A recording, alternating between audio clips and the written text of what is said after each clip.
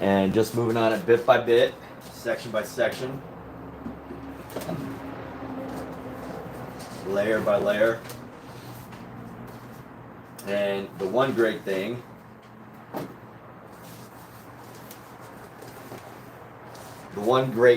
about painting with oils, it is meant to be layered on top over and over, however many layers you need to get your painting.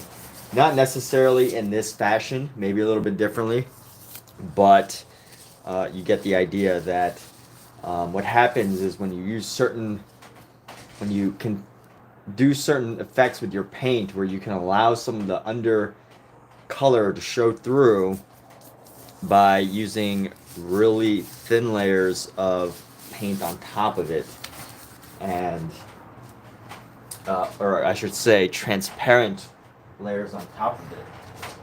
The cats are messing with our screens. Scout, what are you doing, dude? Why do you want to climb the screen? Get down from the screen, buddy. Okay, so here we go. Today I want to do this. Why do I have this option for a poll, but I used to have this option to not a poll. I used to have this option to add like a an actual conversation starter. So I'm just gonna add this poll as a comment with your favorite artist to follow, your favorite living artist on IG.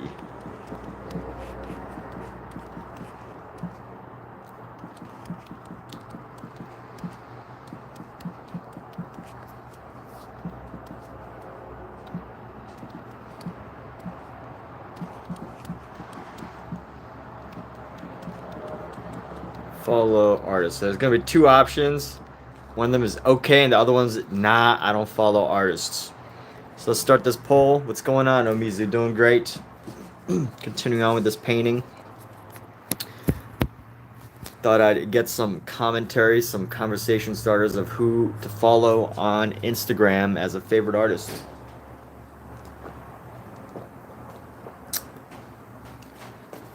Minnesota pop art is one of my favorites, of course. Or, you know, I mean, you can list a bunch, or you can just list one, whatever you want to do. There is no numerical expectation, although I did say favorite. But you know what? It's funny because rarely do people ever have, like, one favorite of anything, right? Like, if you ever ask the question, what's your favorite this, or what's your favorite that?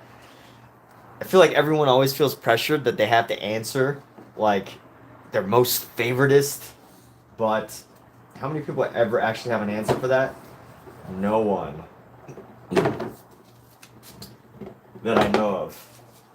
I mean, they might have like a favorite sports team, that makes sense, but like a favorite movie, restaurant, whoever has a favorite movie or just one favorite restaurant, it's really rare. Y'all make me nervous, okay? If you escape, that's not good. If you want to go out, I can put you on the leash and we can go. Here, watch out. Watch out. Whew. It is stinky right now. Stinky with paint smells. Alright, so nobody's gonna comment. Nah, I don't follow artists. Alright, cool. Fair enough. Fair judgment. Well, glad y'all are here just to see some painting and whatnot. I'll pop and open the supplies. I still haven't opened my supplies yet.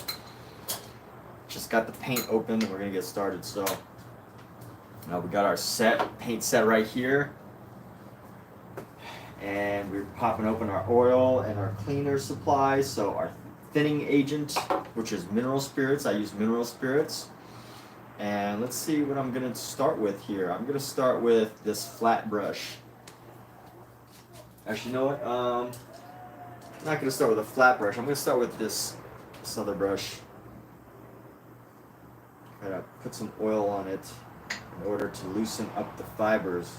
Because if you don't use a brush every single day and you like haven't given it a nice fresh cleaning, it might still get like paint particles on the inside, and you end up having to wipe it off. Try to loosen it up again by using some oil to do so. That's what we're working on now.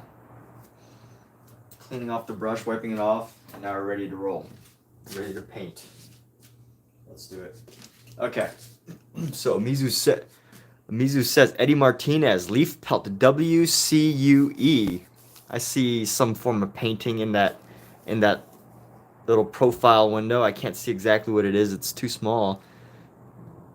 I feel like YouTube needs to do a better job of doing mobile streaming, because there's so many things that need to be improved. Like I should be able to add overlays instead of having to download another app. Or I should be able to, like, you know, be able to click people's profiles and like have it pop up without having to leave the window. But let's go ahead and keep this going. I have this little thing here. It's like a little sculpture. So I want to add that into this. I'm gonna bring and mix our yellow here. It's like golden yellow. And then we're going to bring that in, add in our little bit more red, bring in some more of a white. This painting is using a surprisingly large amount of white, surprisingly large amount of paint. And here we go. So we're going to have a little bit of a thing right here. It's going to paint the space, the idea of it for now, because the paint's still wet, so I can't really maneuver this paint the way I'd like to. But what we can do is paint certain sections. I'm going to go with this.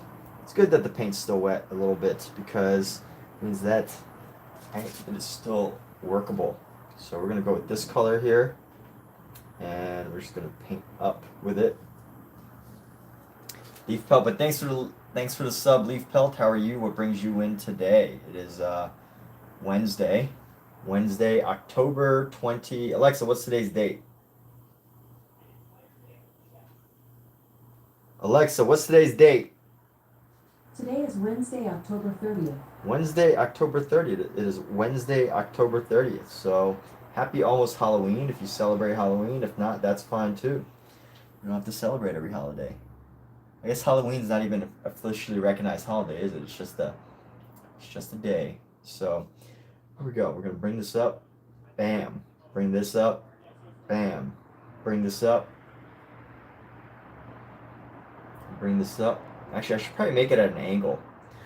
So, you know, to capture this element of moving towards a horizon. So I'm just gonna bring this all up at an angle here.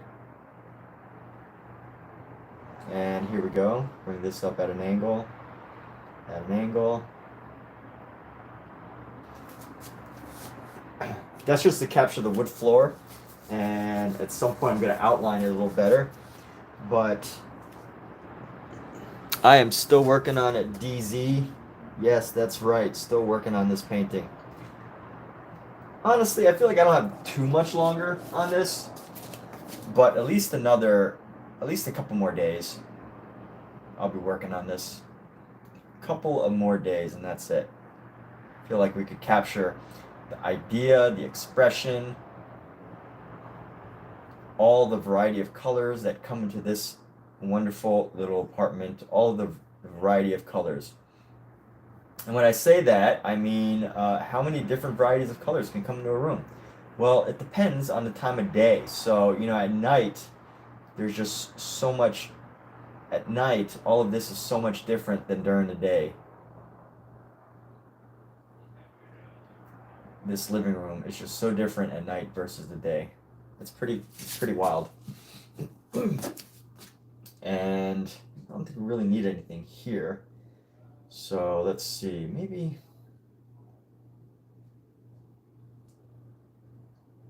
We figure that out later. But for now, I just wanted to get this flat color right here.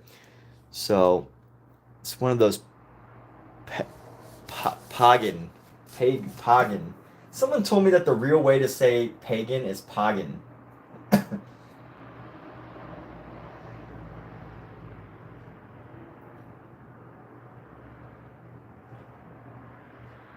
But yeah, do you, Omizu, are you a celebrator of pagan holidays?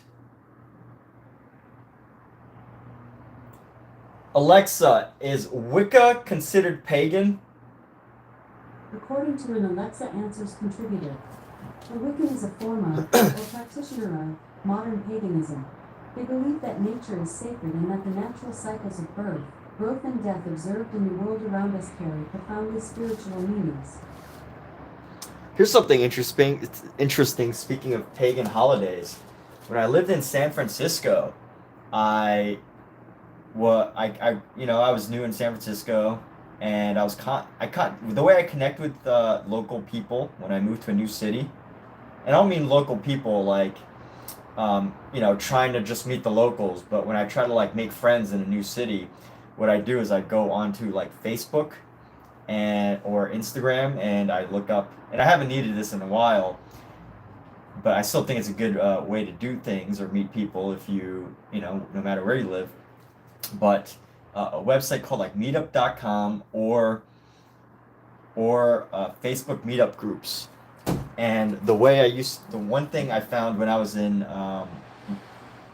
I lived in Northern California, near San Francisco, I went to a pagan festival, which was pretty neat.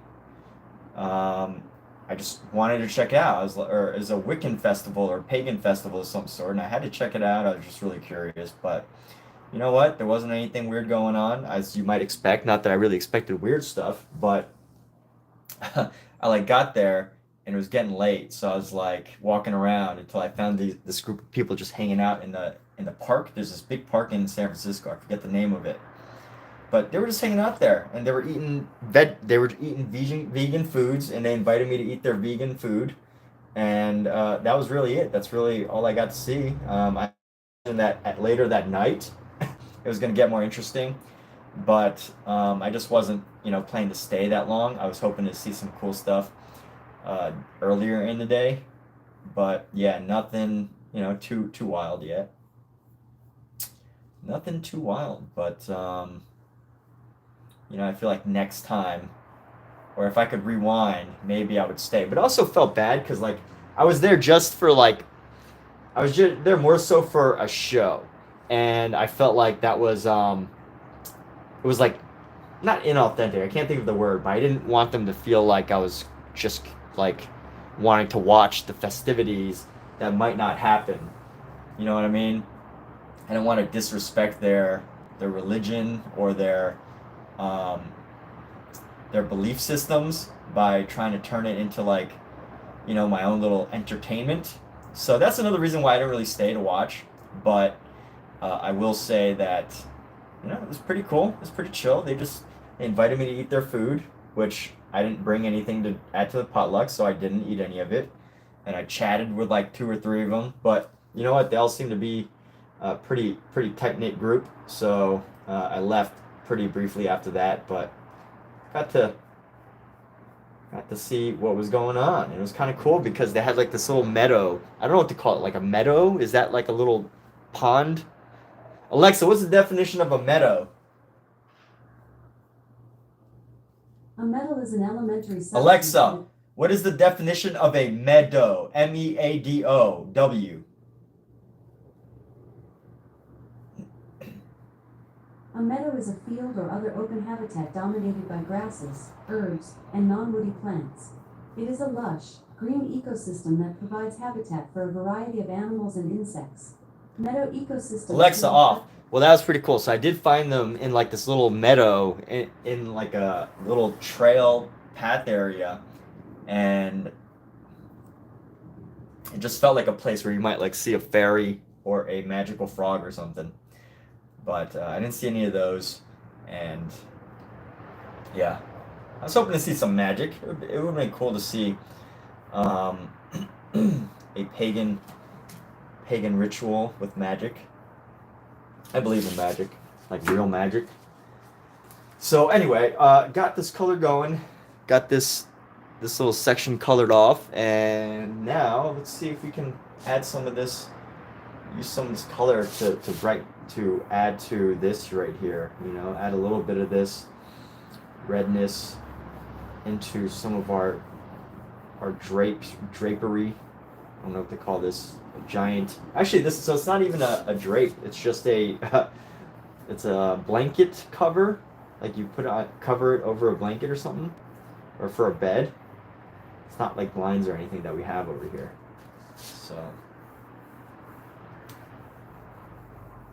just a fun fact about our living situation.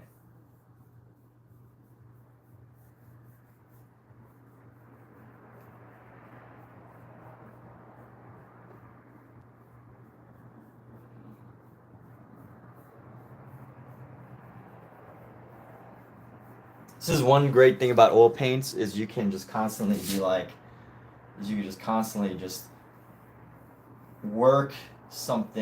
the paint into an area just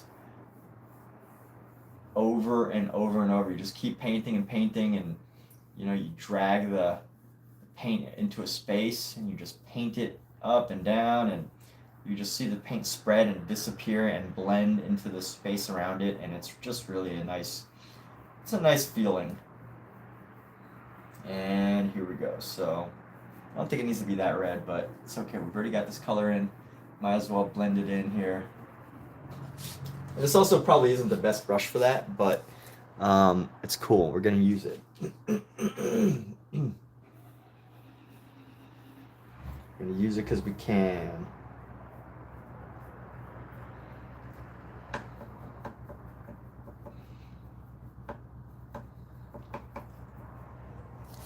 All right, so we've got a full color spectrum now, I think. We still got these objects that got to go in here, so let's go ahead and work in that space. All right.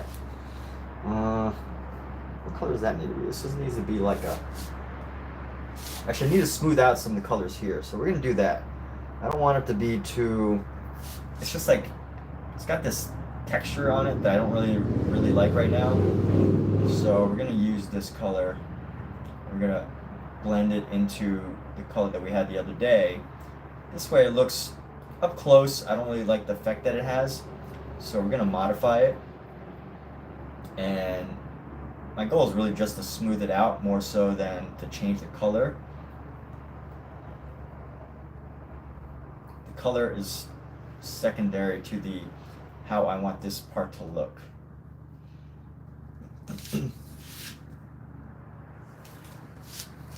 And I like how the cushions look, so we're going to leave the cushions. But these I want to add more, lighten it up a little bit. So that's the goal with these, is to lighten the color up.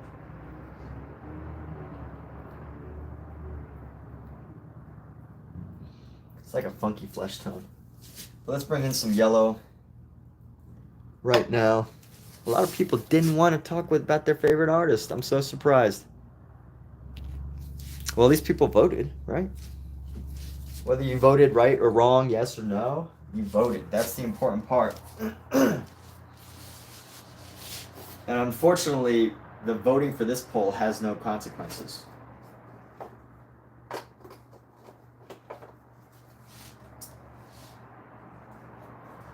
Did I say unfortunately? I meant fortunately.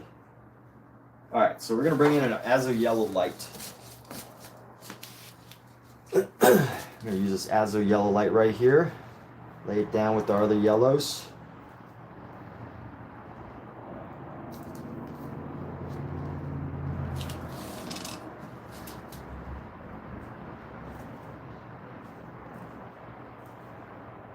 Add in a bit more of that yellow. Gotta use this twisty tube correctly.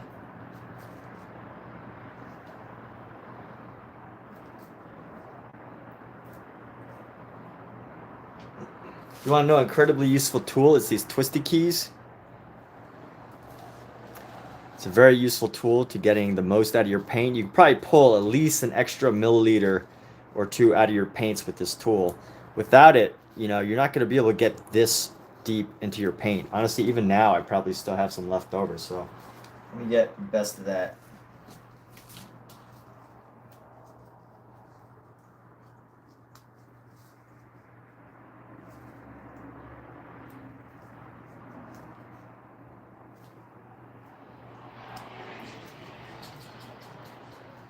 Yeah, for some of these paints, you're looking at like, you know, $5 per milliliter for just a little dab of paint. It gets really expensive. Not necessarily this pack, but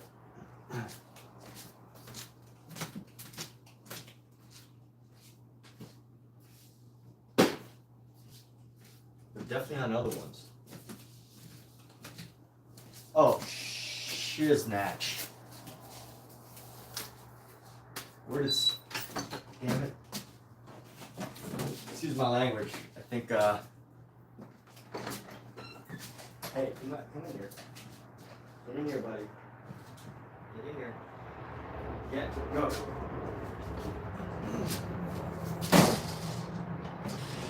Dude, don't do that. This little guy pulled the covers out from in front of the door and ran out. Why are you doing that, buddy? Huh? What's up with that? Trying to get out of here? Trying to go meet a girl cat that you hear outside, dude? What's up? Are you not happy? Do you know that you're getting adopted? Is that why? Look at his blinky eyes. Look at this. Blinkies. He's trying to act all sweet now. This guy's getting in trouble. Getting me in trouble because I keep complaining that he keeps getting out, and here I am being the cause of the problem, right? Dude, you could have escaped so far. It's too wild, right? Here, who wants to hear 30 seconds of a kitten meowing?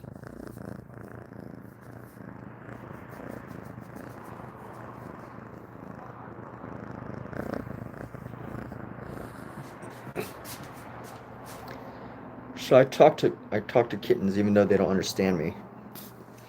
Okay, fine. You get to go down. Jeez. Just wanted to chat, bro. Just wanted to chat. Oh my god. Oh, there's the... Okay. Thought the other one escaped behind my bag because I didn't put the stuff back down. My goodness. Kittens are crazy.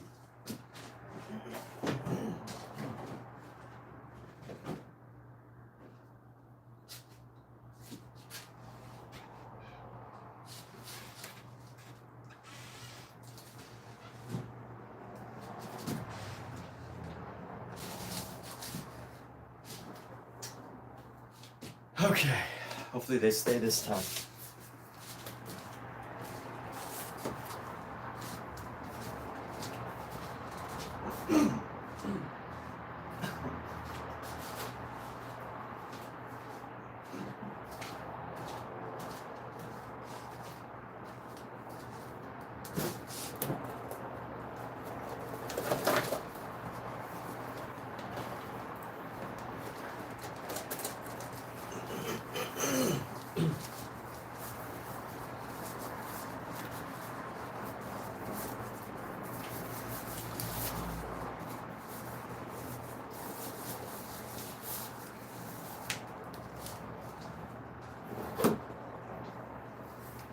That's something I find interesting. So the other day, the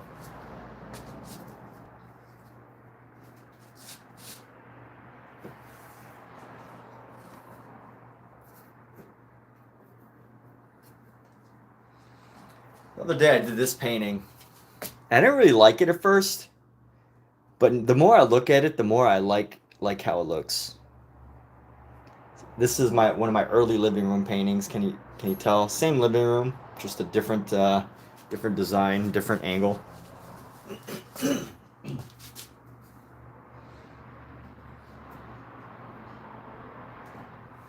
When I first looked at it, I didn't really like it. But the more I look at some of my paintings, the more I enjoy their appearances.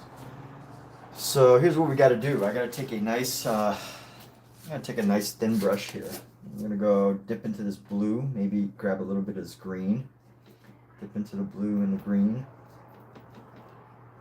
I'm gonna use this to create like an outline. I'm gonna create an outline right here. Just a nice little outline right here. Right across, like so. And then we're gonna go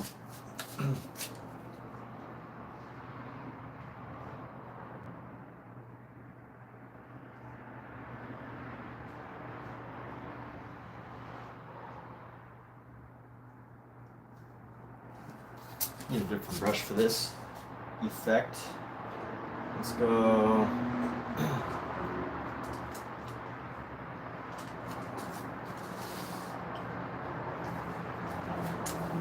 Let's go like this.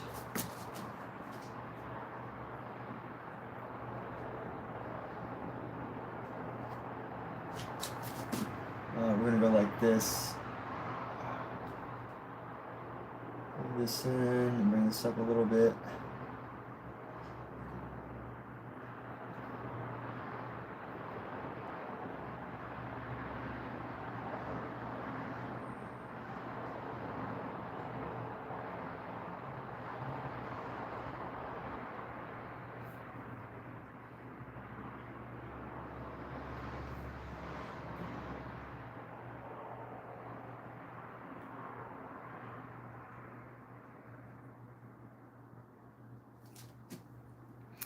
Just to add a little bit of character into this section, and then we're gonna use some.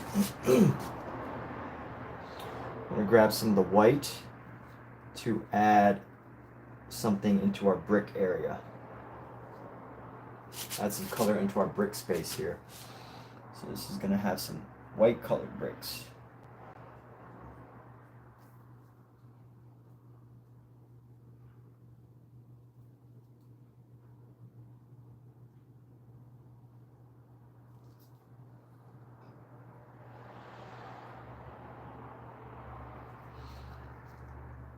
Let's go like right here, and then like so. Add a brick right there. Add another brick right here. Brick it across right there. A brick, a brick, a brick, a brick. And then bring it down.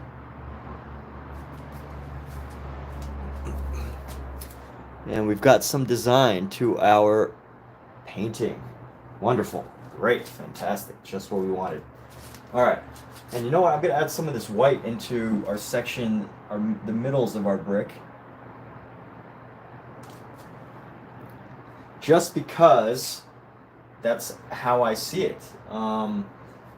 I can't tell if it's dirt that made it black or if it's dirt that made it white, because this is a fireplace, as you can tell, and I don't know if it's the ashes that turned what was once like the insides that were black or gray or however you want to call it, and it was black, and then the ash turned it, the ash and the smoke eventually turned it white, or whether it's gray because of something else. But anyways, we're gonna work these sections and make sure that we get into the corners. I'm not gonna paint every single one like this. Just gonna give a little bit of character to the living room, which I'm capturing this very specific detail that I find interesting, and it gives it just a little bit of more dimension, a little bit more detail.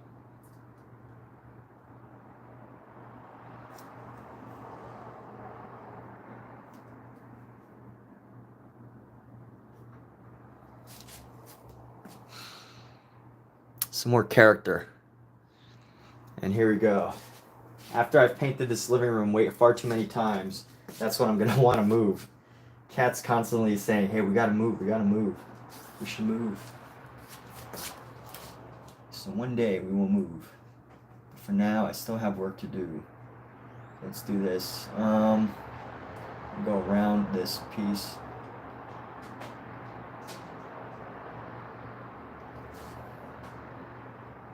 Let's bring this nice little color around here.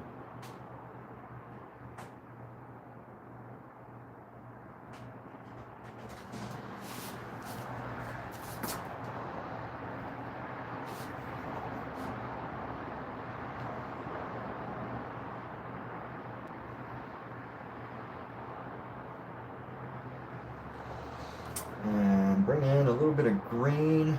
I like this green color. Bring in a little bit of green here.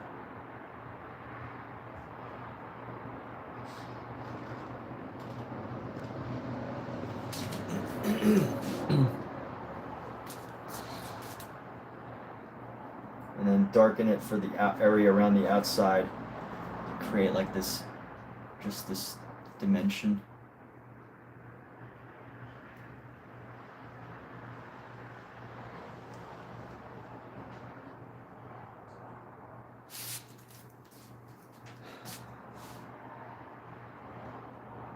And from this top, here we go. We're gonna go at the top of this part.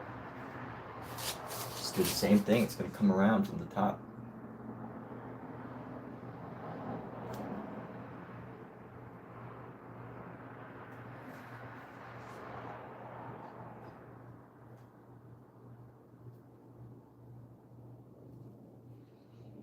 Let's do this. Bring it up and around and down. Here we go.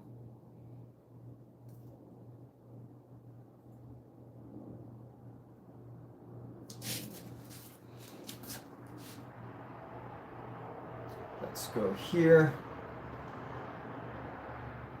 Find this dark blue. Create a lighter version of that. Bring it down.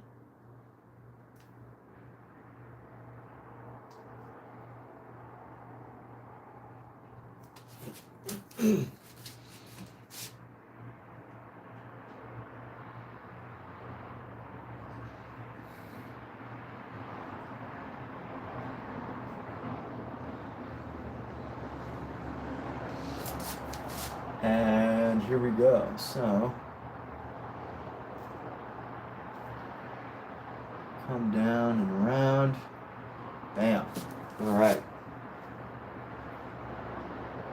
Let's bring some yellow into red. I need some red into this blue section so that we could create a little purple. Create a nice purple here. Maybe lighten it up with some yellow or white.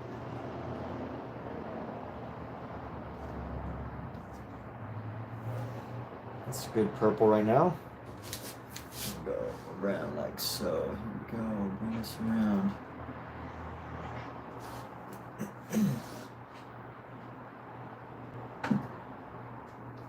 Who's hissing over there? Why are you hissing? Huh?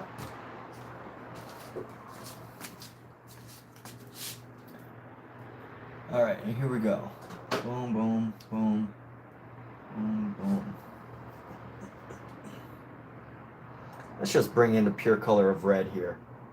Just bring in a pure color of red. So we're just gonna go boom, boom, boom, boom. Nice pure red. Just to make it pop a little bit.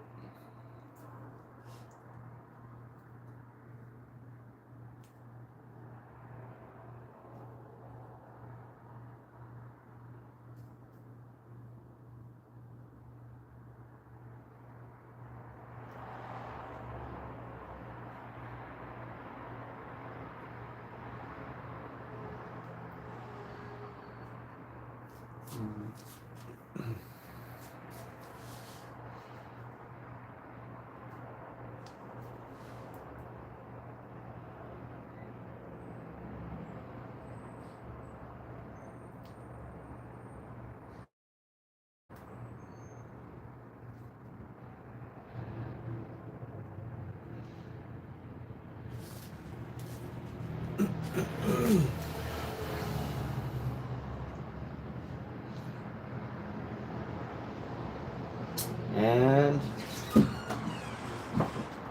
there's that. So let's see, what do we do now? Got this section right here that needs some work.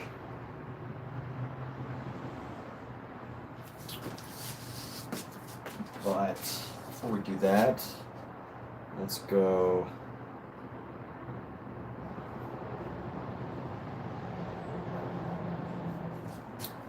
Let's separate some of these sections here. I got this other brush in my hand. You know what I realized the other day? I put gloves on 2 hands, but I really only use 1. And here we go. So I'm going to go with this brush right here. Just a nice small brush to do for some outlining. And how we're going to do this? Let's see, where's my ruler?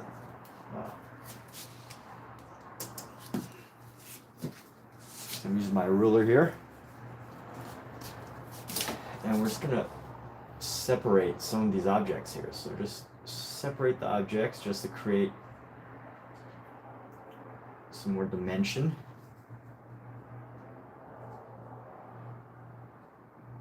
Load up the brush here.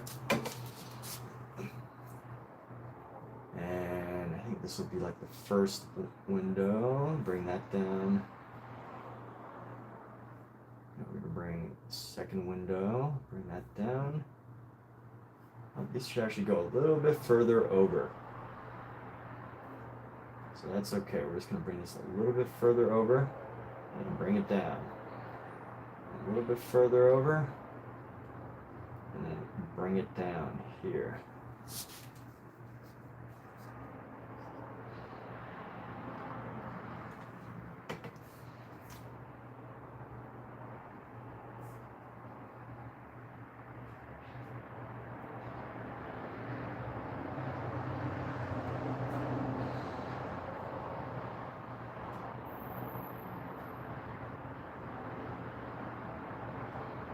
A little bit further there. And let's see. Here we go. Bring that down. Bring this across. Bring it down. Bam, bam. Bam. Bam.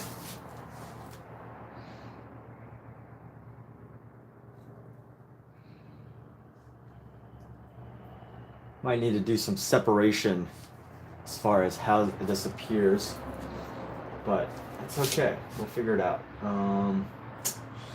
Let's see, how are we going to do this? Let's paint some blinds over here. I'm going to establish our blinds a little better. So something I did over here was just paint the main colors that I was seeing, the main chunks of color, but I don't really do the blinds. And let's see, there's like 5 or 6 blinds here, so we're going to go 1. Since they overlap from this side, I'm going to start from this side and just bring it down. So we're going to overlap and bring it down from this side.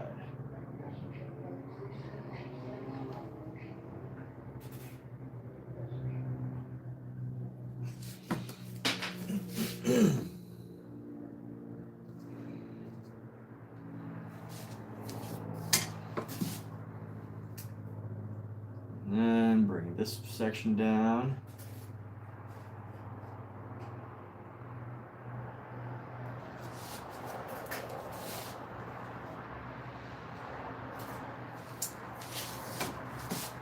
And let's go right here.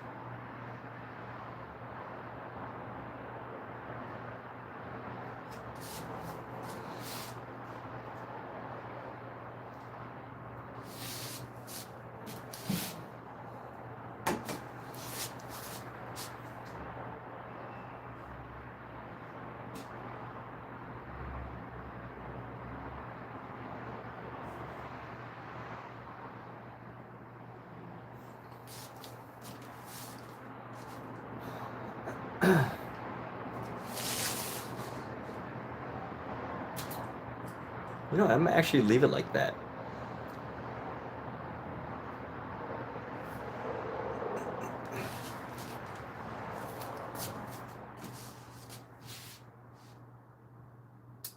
There's a demand for an unfinished style nowadays. So let me do the same thing right here. Do the full sketch. I'm gonna bring this down right here. And add this little top part.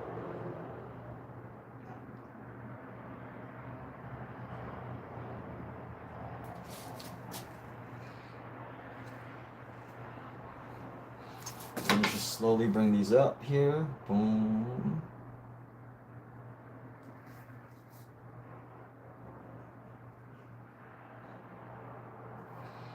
And then boom.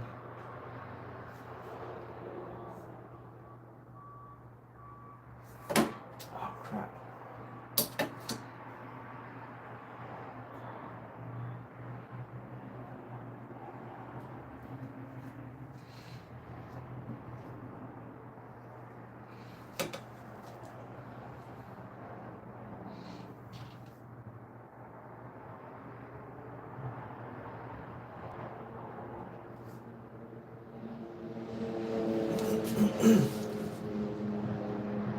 And here we go. Continuing on. Let's do this. All right. Here we go.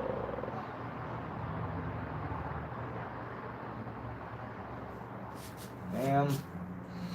And maybe one more. Let's do one more right here.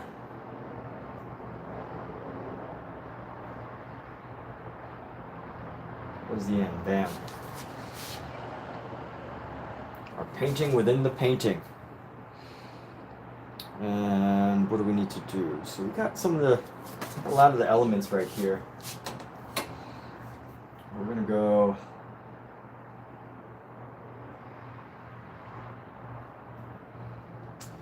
Here's something I find about like interesting about modern art versus like old art is that definitely with modern art,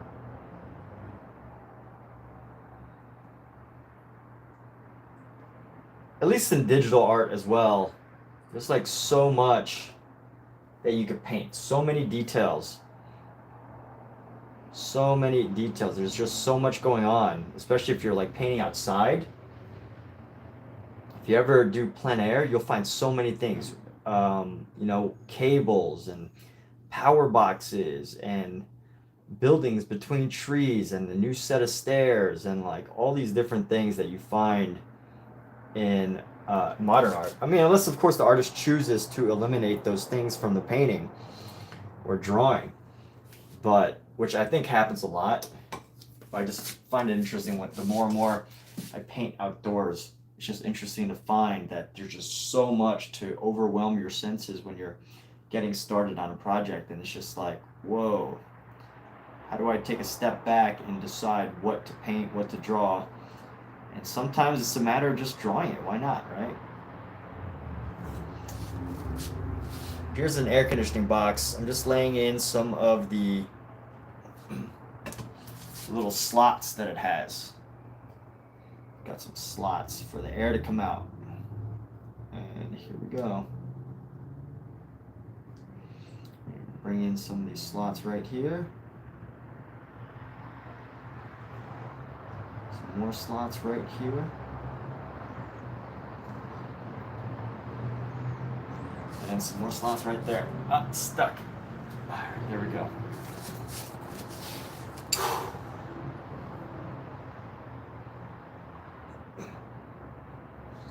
Same thing over there, but other than that, we're pretty good to go. How should we do this next section?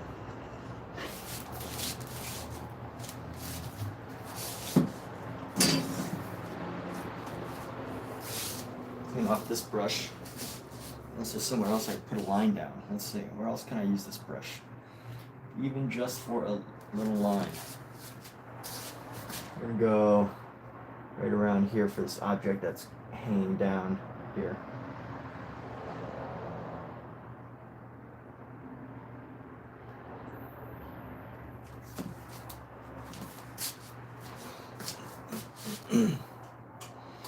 So the paint is still a little bit wet, and what happens, like, you know, when you paint with oil paint, you either gotta like work with it totally fresh, like totally fresh wet, because when it's fresh wet, you know, you can allow the colors to mix.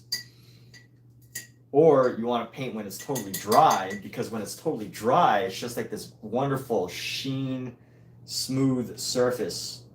But if you do it at some point in between, if you're painting at some point in between, like say right now, this paint isn't quite wet, but it's also not dry. So you're just gonna get this like sticky tape-like substance. Like let's just say you pulled the back of a tape and you just did that layer by layer by layer by layer, and you're just gonna get this like sticky tape-like substance that gets in the way. So that's the one thing about oil painting, is this idea of you really have to like time your paintings. Either do it when it's really fresh or do it when it's wet, or paint a different section, but you don't really want to paint over a luke wet, not as opposed to lukewarm. You don't really want to paint over a section that's just still a little bit wet but not quite dry,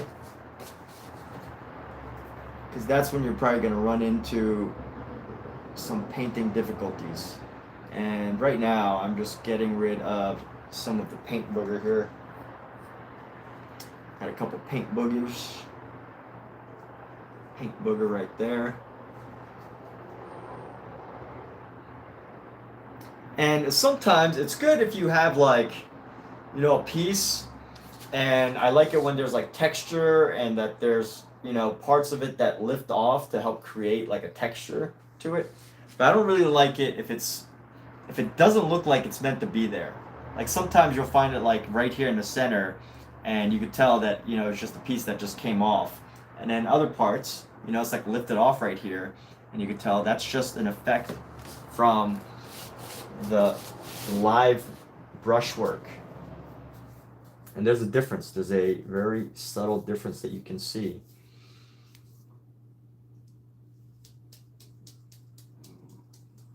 So what to do now? What to do now? Let's go with something else. Put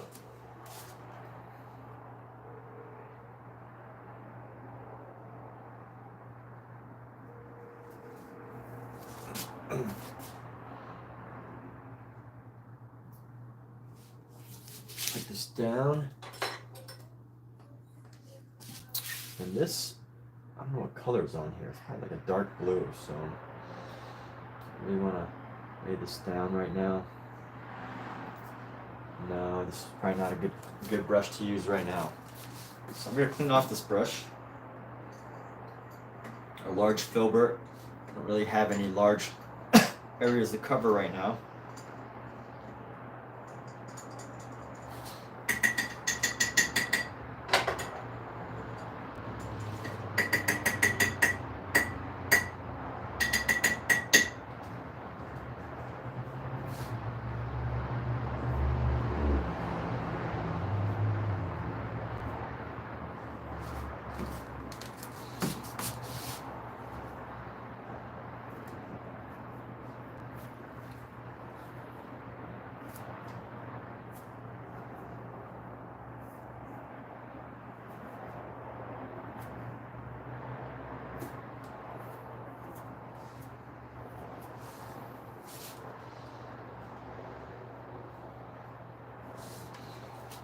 Okay. Let's see. I get some for bursting effects at that point. Yeah, bursting effects. What do you mean? I know you were talking about the raised areas.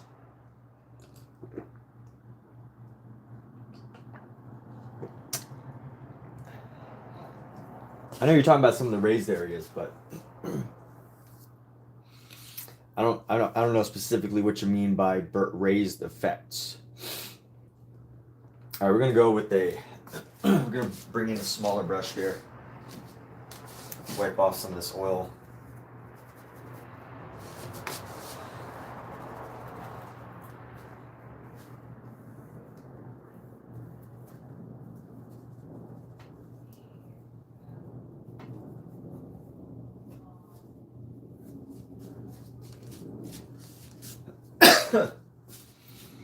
Let's do a smaller version of that brush. I think here we go.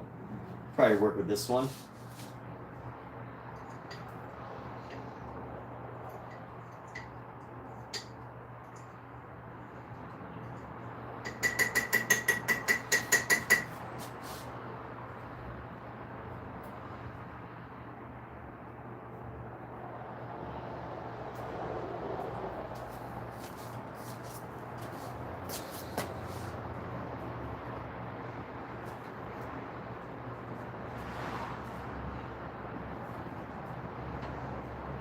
goes. All right. And I want to get some more. Oh yeah, let me grab my white. Grab some of this white. I really need to get myself a tube of Bob Ross sells this huge canister. So this is a 200 milliliter, 150. So Bob Ross, oh my goodness, there's paint coming through. I made a hole in this. That's the one thing I was talking about earlier with working with these little tube squeezers. If you get the wrong tube squeezer, it's gonna probably create more trouble than good. So I need to get a new tube squeezer. Reminder to myself. But at the same time, I need to use up all my white before it dries, because this hole, I either have to get past this hole so the white doesn't dry or something else. But I need to figure that out quickly. But for now, let's grab this white. I'm going to do this white here, mix this in with some of our pink color that we have right here. And grab a little bit of yellow, just to add more color to this couch. And here we go. So I want to bring in this color to the couch right here. I don't want it to be too like fleshy brown. I still want to give it this like cartoony effect. It's kind of, I don't know, I would say that some of my paintings have like this cartoony feel to them.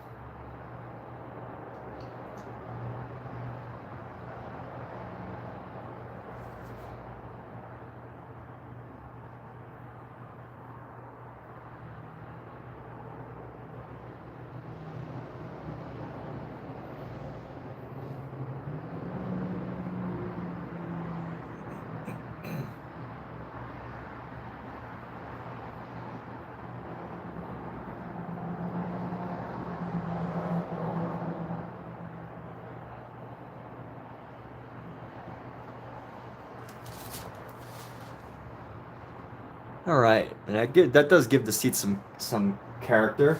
They look like two different colors, which is perfect.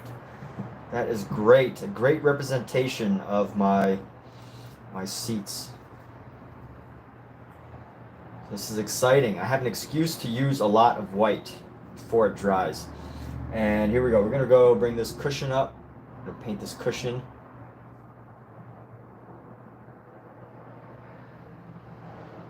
Unfortunately, this paint is mostly dry. I can feel it. That's one thing about oil painting, is it's great if you're a very tactile person. Like if you are type of person that just like, you can get a lot just out of physical touching sensation, just from the experience of like feeling the oil paints through the brush. If you feel like that's important to you, I think oil paints, I haven't actually used acrylic, to be honest, so I can't really speak to that, but I will say, if I had to guess, I would say you probably get more sensation out of oil paint than you do from, say, like not oil paint, like acrylic. Simply because with oil paint, you can do it does a different job from what I heard of, like when you put it down in layers, when you really bring layers into like a really thick oil paint, you bring a really thick section of oil paint, that's much harder with acrylic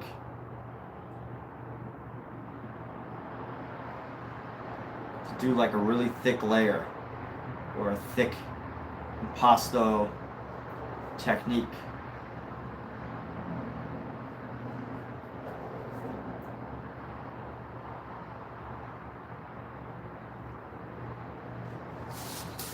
And there we go. So we're gonna bring this color and we're gonna use some of this.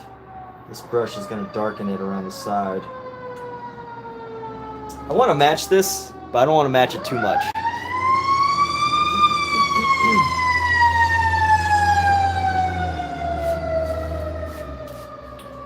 Let's go bring some of this yellow, this reddish pink into our design here. We're gonna start here, this painting right here. one of mine, one of my paintings, nice and red. And then we're going to add some more white into this red here. Bring this down. Lower the saturation of the red a little bit. And then bring this down into a lower fleshy pink color. And then that's what we're going to work with right here. Nice fleshy pink.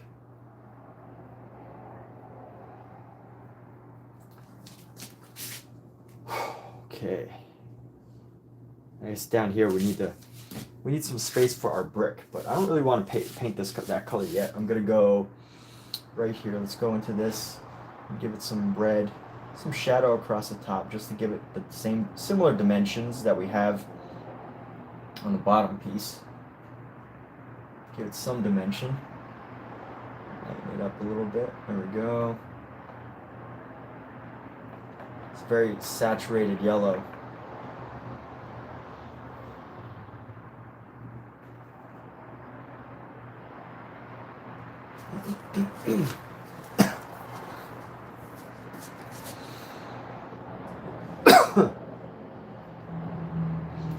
Let's go grab this, and we're going to go paint in our bricks right here. So these are the bricks, the brick wall. The brick wall within the painting of a brick wall. The painting of a brick wall within a painting of a brick wall.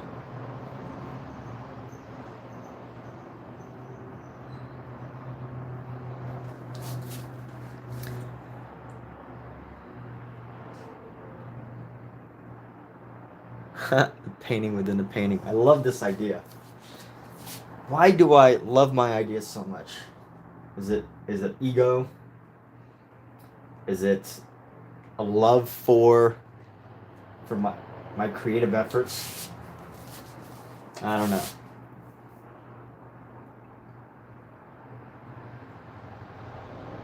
Love the work. All right, and let's see here. What else? No, I can use this color. I can add some color into our floor here. Right now might be a good time to brighten up this floor.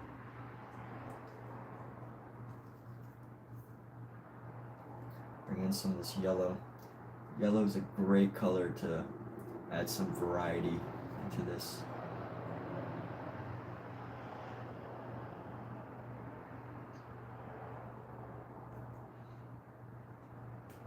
Maybe bring in some red, a little bit of red, hot red. Bring into this floor here. Nice, beautiful wood floor. And then some white. Always need a little extra white.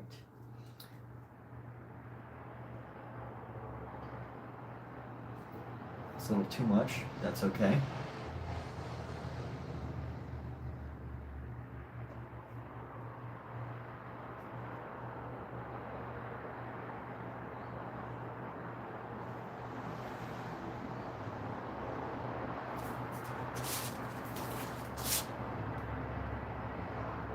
Forces you to be a bit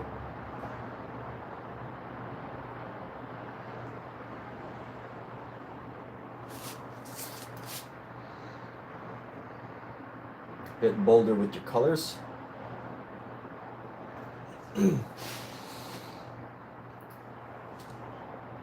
I think that's okay. It adds a little bit more realism.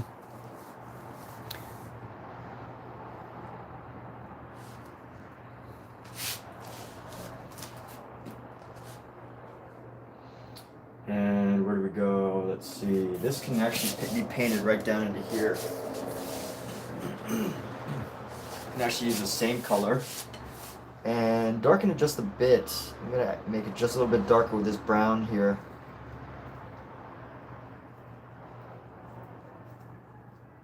With this brown. We just want to come down right into here. So, right into here.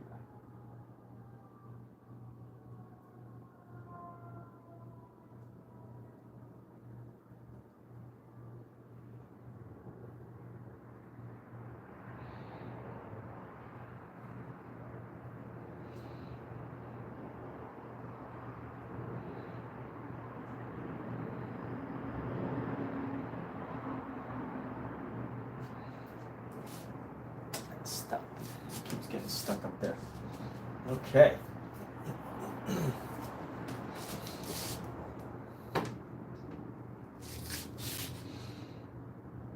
And let's see, where do we go from here?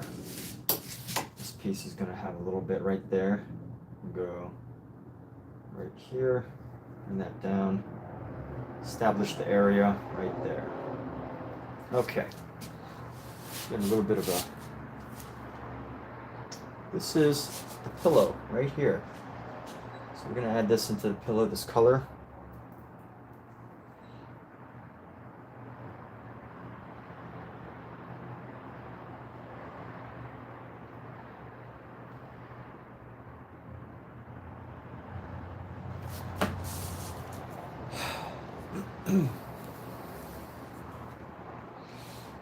And will I have figures in the scene? Oh yeah, so Amiza, you know what? I might put some more cats into the scene, like this cat right here. I might add some more, but it's not for sure yet. I probably will not. If anything, if I do add more figures, that'll just be cats. It's not gonna be like, it's not gonna be me or Kathleen. It's not gonna be any of that.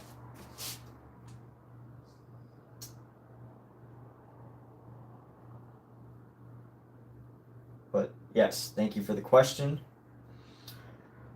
And that is what's happening right now.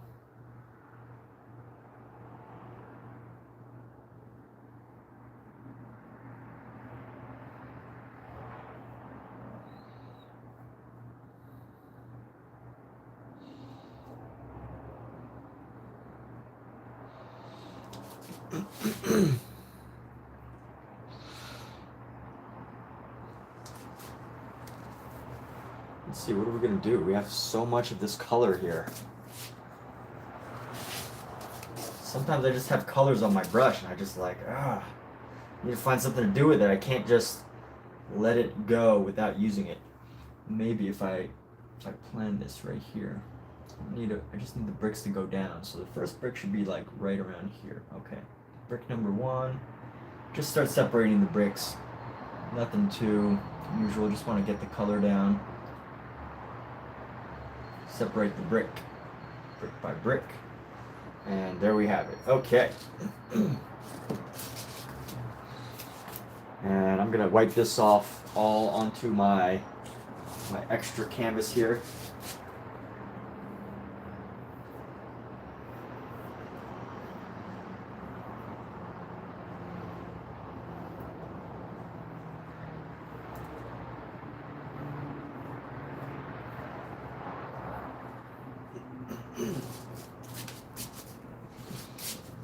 Off.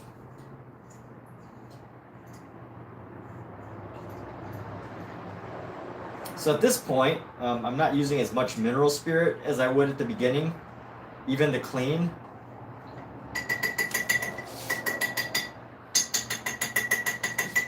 Mineral spirit is great for getting paint off, like very stubborn areas of paint, which, you know, as soon as you dip it in oil and you dip it in a little bit of mineral spirits, it's like a they don't mix, right? Mineral spirits is there to help make paint not stick together as well. It's like soap and oil, or oily, like kitchen soap, sink soap for washing dishes, and oil, like somehow it just breaks it apart. Except mineral spirits are not safe, and they're supposed to be used specifically for paints. They're not safe to you know, do a lot of things with. But here we go. Right, what are we gonna do? Let's see how we're gonna use this brush right now. Oh yeah, let me share this work that we've been working on.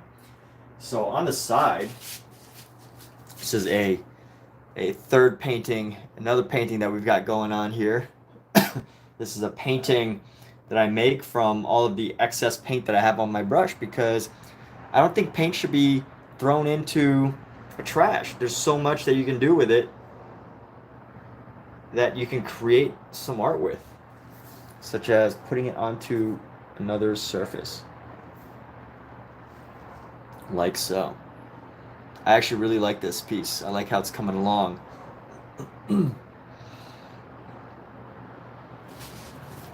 It's a display of a wide range of color.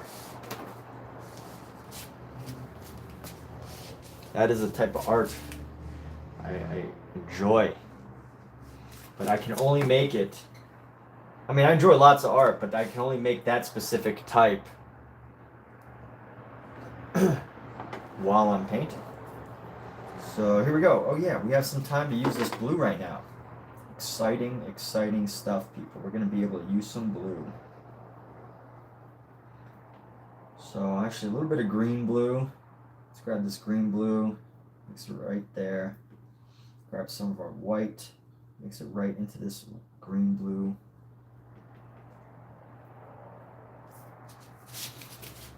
And here we go. We're going to go right down into this thing.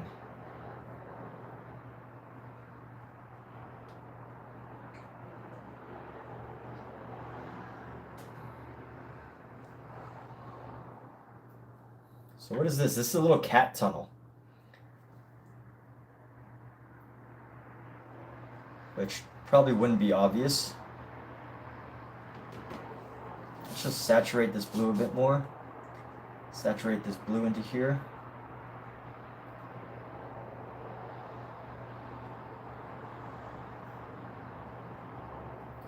But yes, that is what this is. It is a cat tunnel, a kitten tunnel, I should say. A tunnel for kittens.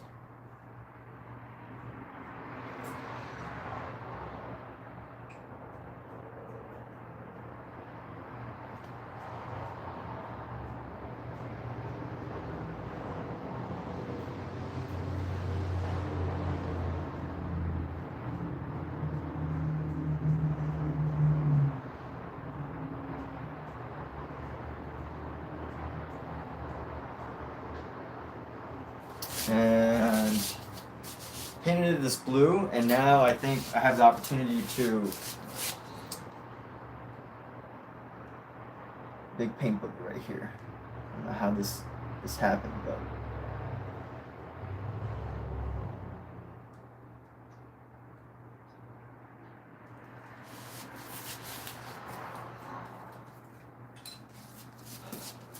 I'm gonna just go paint over this section. Uh-oh. That's not good. What happened there? What was this? Where'd that come from? Where did that little color change come from? That color shift. So here we go. There we go. All right. Let's paint that down. And then what I'm going to do with this section is I want to add some color variety to it. So I'm going to bring out another brush. I'm going to clean this brush off here.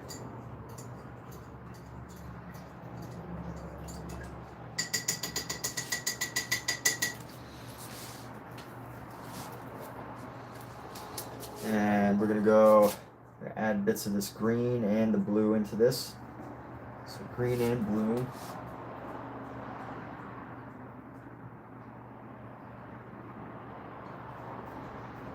Add some blue.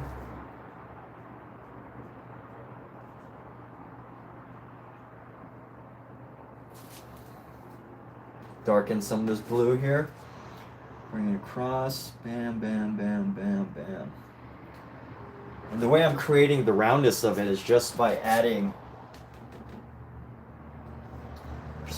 going around and following the shape. That's one thing I learned in a drawing class, is the importance of following the curve with your drawings. Just literally just following the curve. So if you have the curve, go around the curve. Follow the curve around. And these lines aren't as impasto as I'd like. At some point, actually, you know what? I should just make them a little bit darker. At some point, I may go back over these and redo them.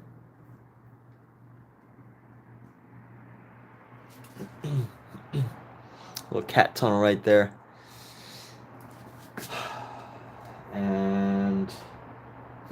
Maybe this color in here too. Let's see. Yeah, it's a good color. Bring some more color variety into this.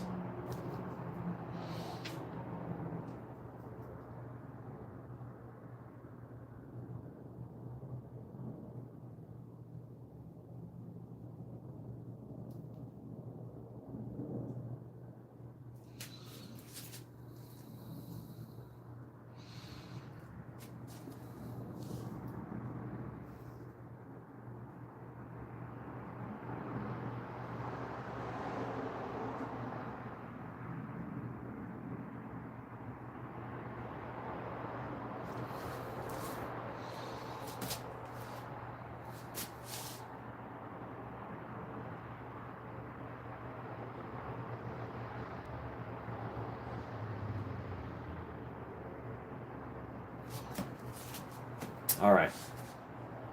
Oh, what's next? What how this would look if we just brought a couple strokes. No, if I do just a couple strokes up here, I'm gonna add some more. So I gotta pull back a little bit and try not to do too much. Too much. I definitely have to fill in the rest of the spaces, but I don't want to overdo. Don't want to overdo.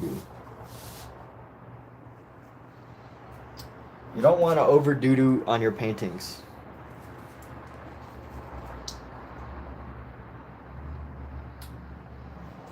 So let's see. Oh yeah, you know what? I could actually use some of this blue into the lines here. This would be a great color to mix in here.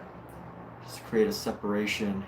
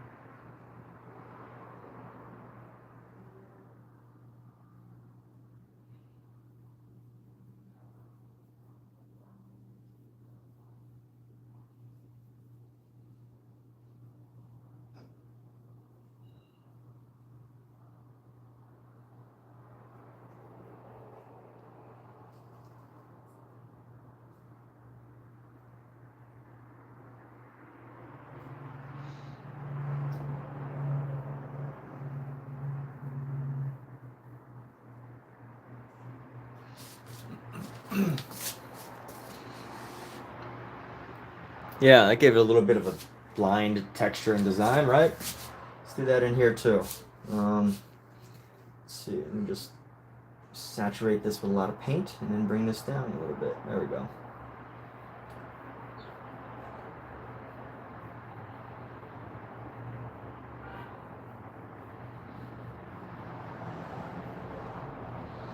Saturating an area with paint can do a lot.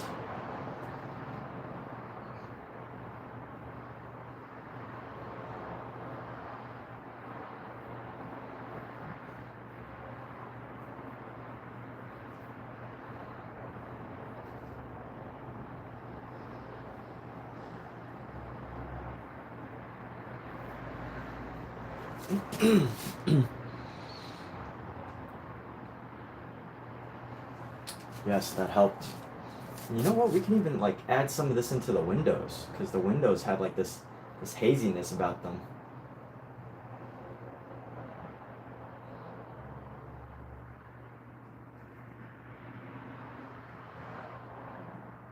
How's that? Kind of like that. We'll see. We'll see. All right. What next?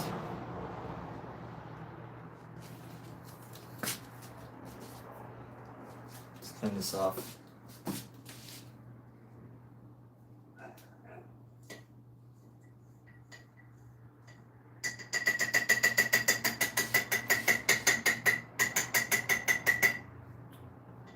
know what? I don't really want to clean it off. I want to wipe it onto this canvas here.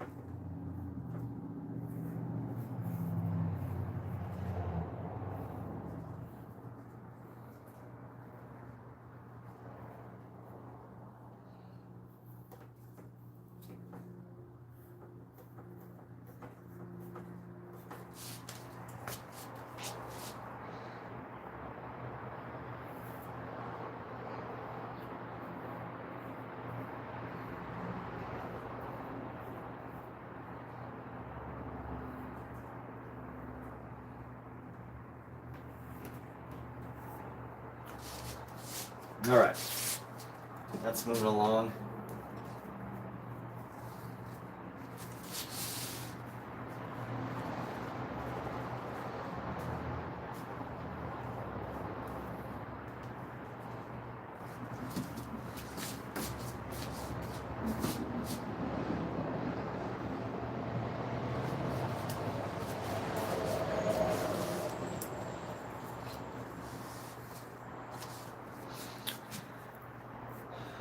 Let's see, what do I want to do about those? If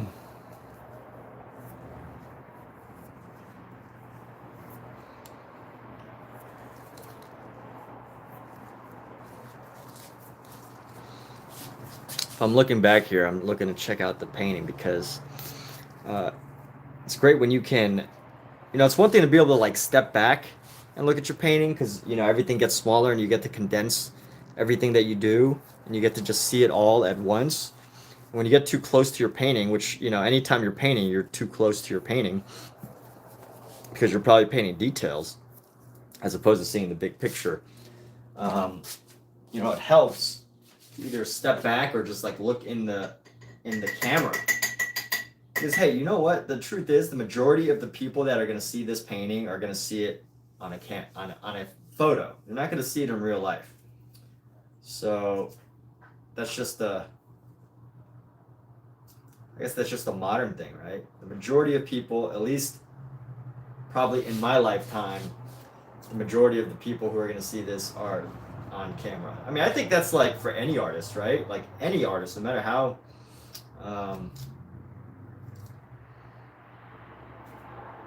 successful or famous they are, majority of the people are going to see their art on a camera, unless they design art for like Coca-Cola or something. Then they might get seen by the whole world on a can, or like they're a commercial art designer. I guess those artists have their work seen a lot. That must be pretty neat.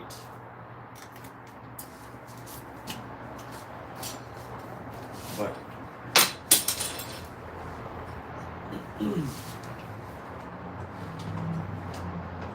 but for this, what's up, dude? Why do you look lethargic, man? Why do you look lethargic, boy? Huh? You alright?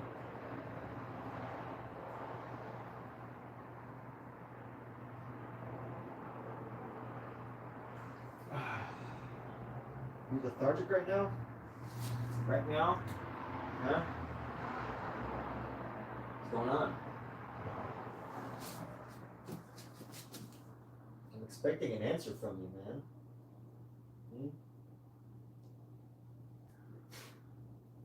You got dust all over you. Why are you so dirty? I just gave you a bath yesterday.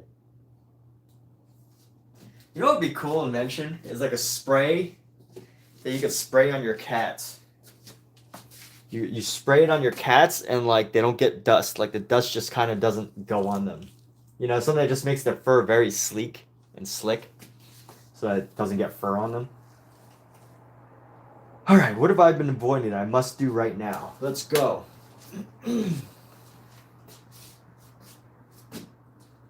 What have I been avoiding?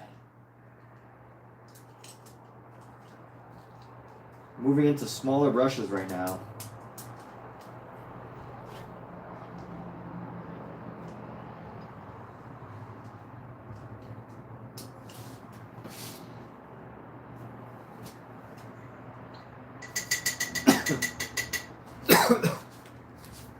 I think it's time for our super thin filbert brush. Is it okay to, you know what? My next poll is going to be, is it normal to talk to your cats? Oh, let's finish this. What is this poll? The poll ended, no, they're not going to do it. And then the others did it, commented they okay, but they never did it. It's all good, no worries. So, amazing poll. Let's do another poll here. Is it okay to talk to your cats? To expect a is it okay to have a conversation with your cats? Is it normal to have a conversation with your cats?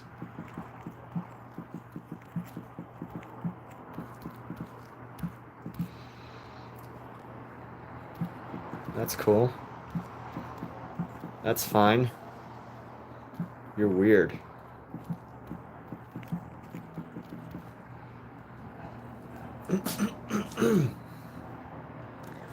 All right, so we got a new poll going for those of you going to be tuning in the next whenever. Is it normal to have a conversation with your cats? I think it could go both ways. I think it could totally go both ways. And I think any answer is totally acceptable. If you think it's weird, then it's weird. If you think it's cool, then it's normal. So there's supposed to be a reflective surface in here.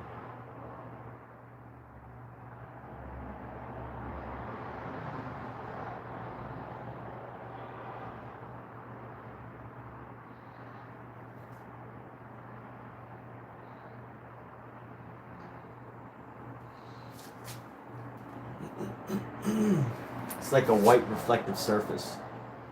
It's a well, obviously it is a there's a light. This is a light, it's a professional light setup, like a photo shoot light setup.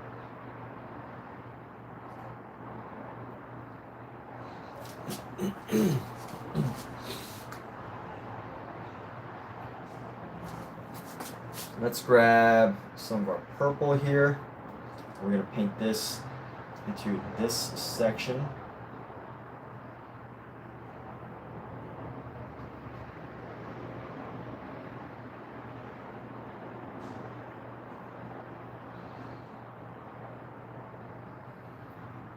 Is it normal to talk to your cats? Is it normal to sing in the shower? What's normal? You tell me, people.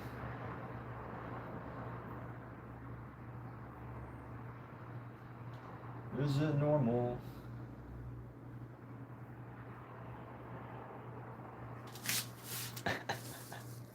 You talk, joke, and sing with your cats. Well, there we go. It's fun. Yeah. Oh, cats. They are wonderful. Wonderful little creatures.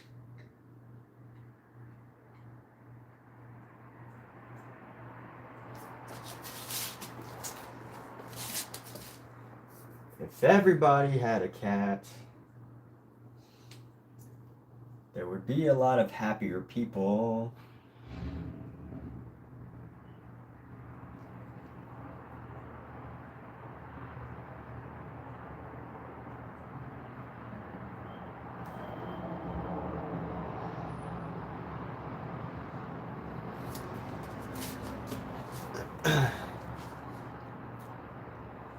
Yeah, you know what? I'm gonna live by that statement. If everybody had a cat, there would be more happy people. That would be like a good song. Everybody had a cat, there would be more happy people. All right, so here we go. I'm looking at this, and I need to add some color into right here. This is my easel, so I gotta start painting some colors and designs on my easel to capture this moment in time. I think that's where the separation of photography from painting really comes in. Is with painting,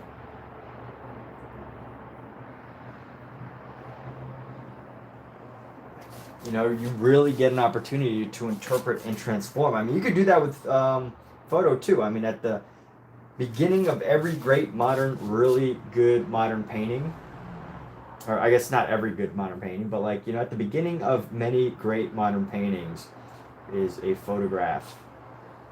Is a great reference. And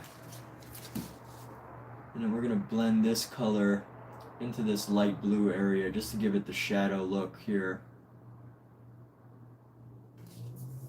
And we're going to add some down here too, because this is exactly what we're working with.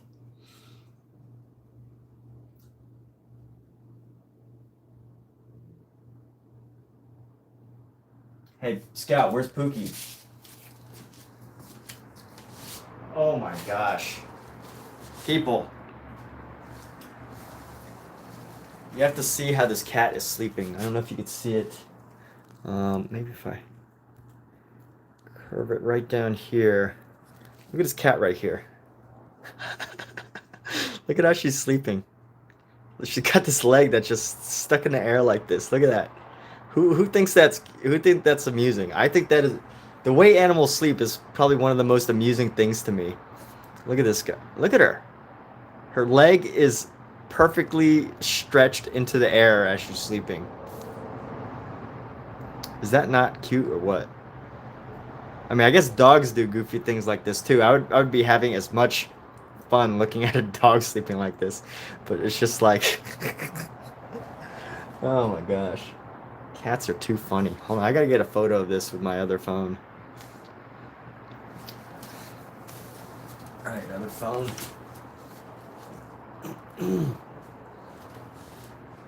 Okay, don't move. Don't move, kitty.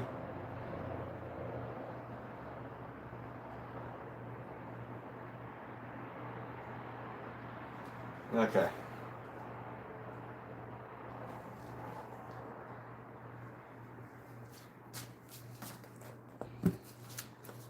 Alright, that was amusing. Nice little distraction. So, here we go. Let's go paint and use this color.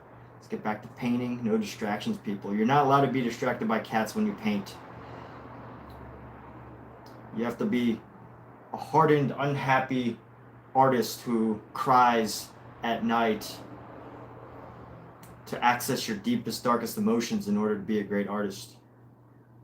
I'm joking. That's not actually true. I was reading this book the other day that was talking about like the idea of the artist, that deep, sad artist. And I see this. I look at a lot of photos from like galleries that show artists, and they've always got this like face. It's always.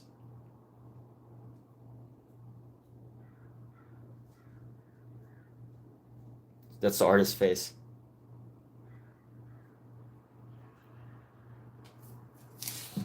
You know, like it's like every gallery photo of an artist is always like a serious face. I don't even know. I can't tell if that's serious because I can't really see myself on.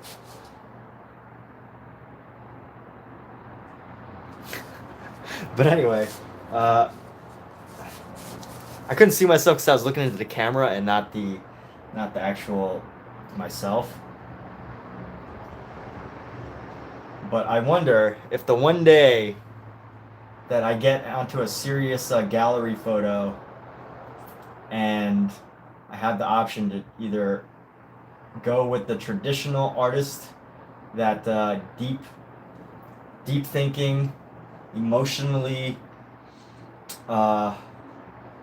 struggling artist with many emotions and feelings to share, or whether I will smile, or whether I will stick with that deep thinking artist.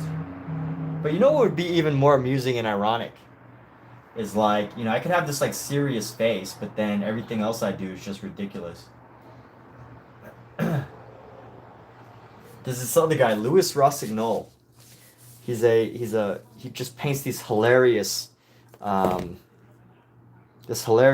He does this hilarious artwork. Rossignol, they're like cartoons. And it's funny because his face, I think he kind of like embodies what I'm trying to say. But he does these drawings that if you have to look at it, I can't really explain, but they're just like so good, but they're also like subjectively bad, as in if you were to draw it in a fine art class, like you would totally have an art teacher who's like, what, you can't draw like that, you can't draw heads like a square, that's not the right way to draw a head. But this guy's brilliant, and you know what? He is talented too. He has like drawings that you could see that are really good, and that are even technically good. But the majority of his work is just these really funny cartoon caricature things, and he in every photo he's got like this semi-serious like face, but just through his art you can tell that the guy actually has like a sense of humor.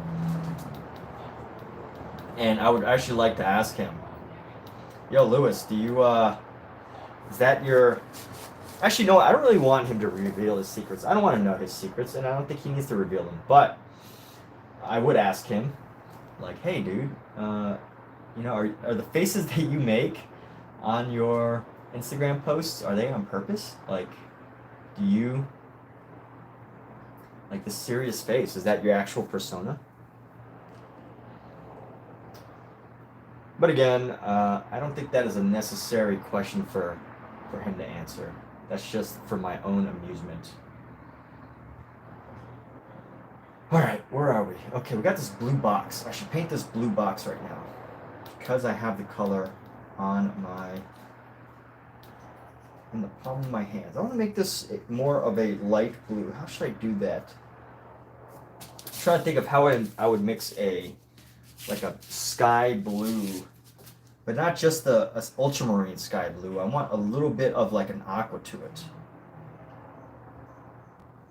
I want the sky blue to be a bit more aqua. So not necessarily neutralize it. Let's see, red, orange, yellow, green, blue. Would I have to add red? Maybe a little bit of yellow. I hint the yellow. Let's try that. A hint of yellow right here. And now it's more green. And add some more of this blue. That's a purple. So if anyone's wondering, let me just show y'all what I'm talking about. And I don't even know. Some colors are not possible to mix. So the color that I'd like to mix is this color right here. This version of a blue. It's like an aqua blue. And I learned how to like mix a little while ago. And look, I mixed it earlier, but I'd like to have more of it. And trying to figure out the best way to go about it. I think I need a bit more emerald into this. A bit more of a green. Let's grab some of this green and see if that works. I feel like I'm really just graying it out right now. And then let's challenge ourselves by trying to mix this color ourselves. I'm just gonna have this huge pile of like a purple gray.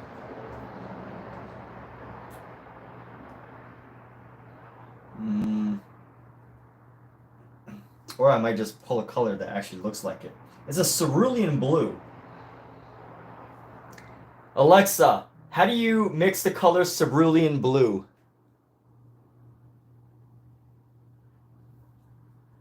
In order to mix the color cerulean blue, you would use a combination of blue and white paint. The exact shade of cerulean blue can be achieved by using different percentages of blue and white paint. Wow, Alexa. That wasn't helpful at all, because that's not true. I'm not quite sure how to help you with that.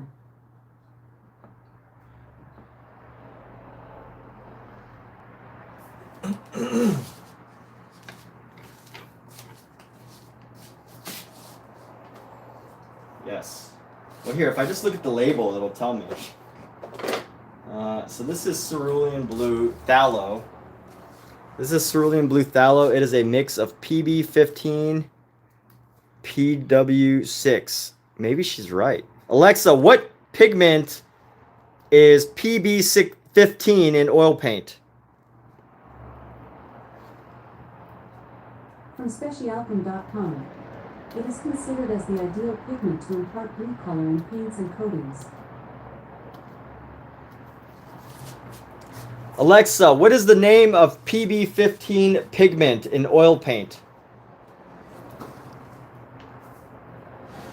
Methyl Red's formula is C15H15N3O2. Alexa, what is the pigment PB15? From ResearchGate.net.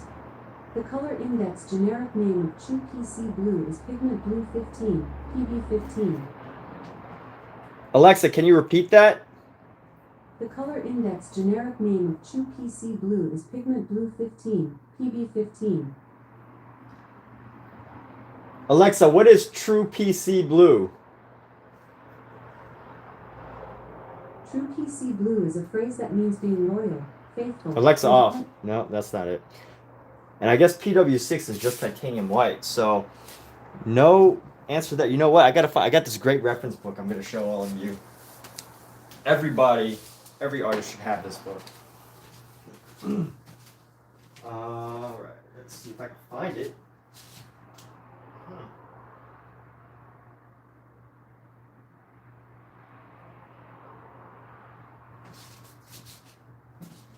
I can actually find it.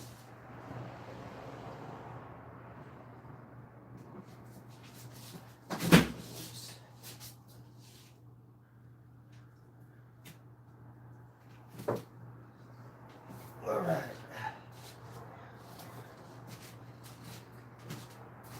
Whew.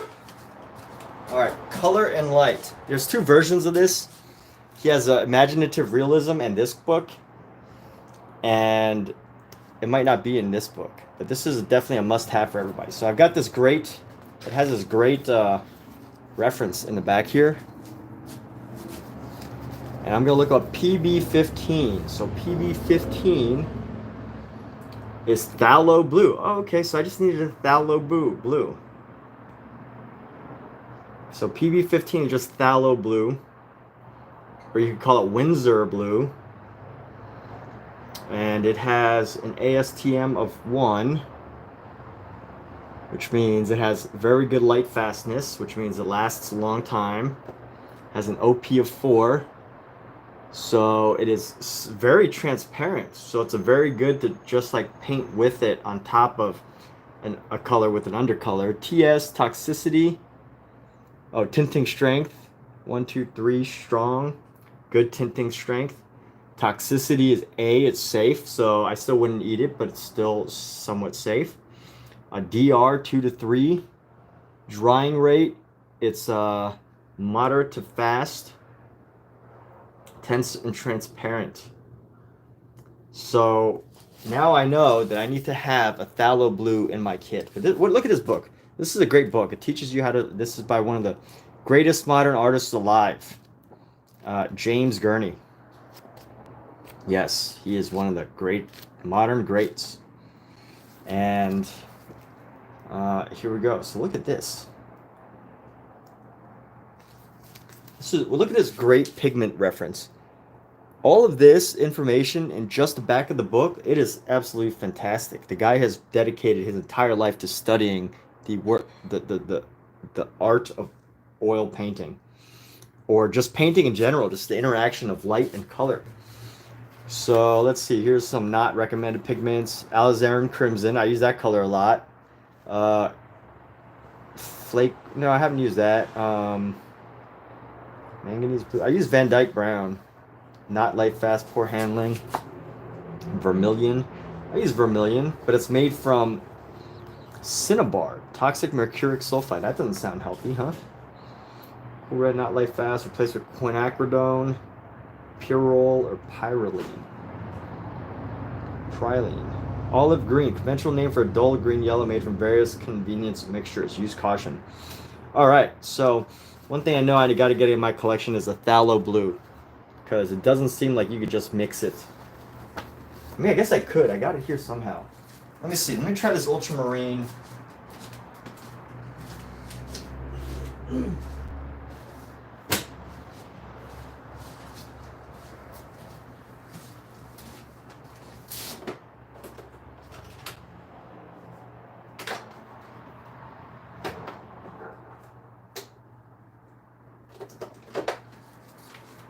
Supposedly you should be able to mix just about every color with just the primaries.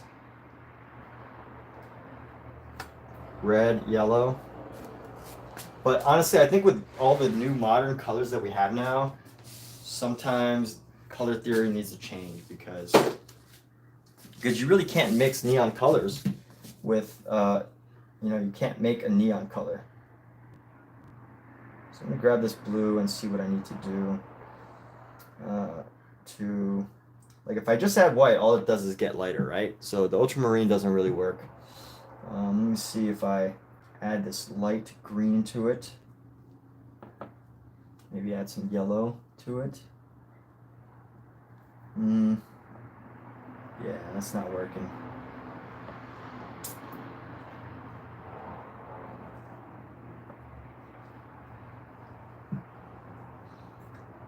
Alexa, how do you make a phthalo blue color? To create the phthalo blue color, you can combine equal parts of blue and green. This combination will result in a shade that is a mix of both colors and resembles the color of grass or soil after the harvest. Phthalo blue is often used as a neutral color in design and has various applications in art and photography. Well, you know what? So far I've got like maybe if I add more blue to this. Because I have a phthalo green. That's what's on my palette right now. But I don't think I'm going to get it. I don't think I'm quite going to get there. Unless I add a lot of yellow. Let's add some more of this yellow. Yeah, I don't think I'm quite going to get to the phthalo blue that I want without actually using it. But that's okay. I played around with a little color too much. Let's get back to painting. That's the joy in it, right? Trying to discover and play and experiment. But I do need that color. Oh my god. Alright. I actually need phthalo blue for the section because it's like the perfect color for it. So I'm gonna go back to it. There you have it, people. I don't know how to mix a phthalo blue.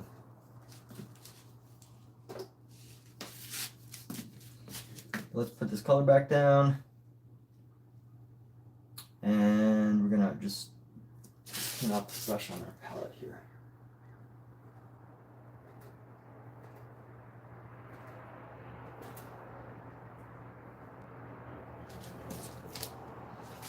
Well, hey, Amazon, Alexa, if you're listening, here's a feature I'm not quite sure how to help you with that. Alexa, here's a feature that you should come up with is how to mix colors. You need a color mixing app. A color mixing app or software is a useful tool for anyone who wants to create their own colors or mix different shades. There are many color mixing apps available, such as Color Blender, which is free and available for Windows 10. These apps allow Alexa off.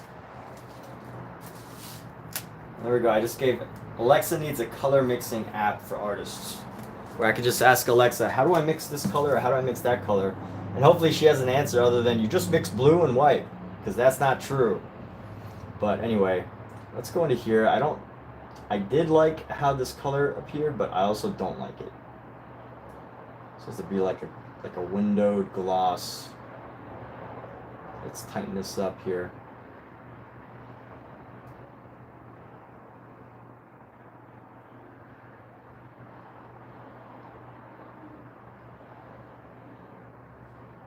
Down like so. Go across like so.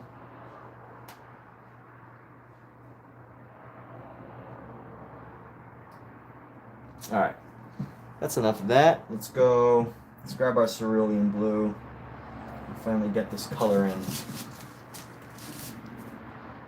Go like this.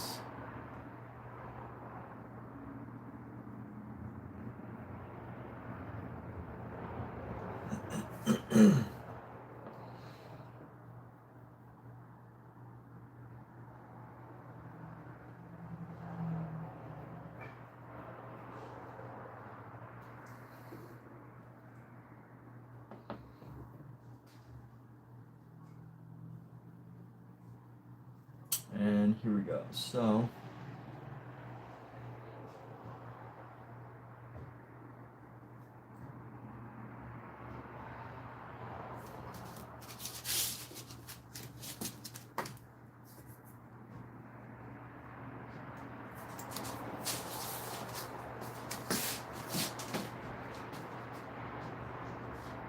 Kathleen, my favorite.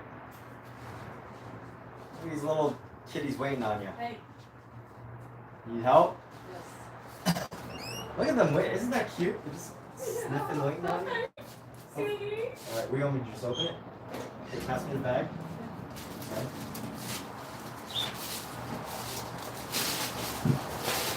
Got it?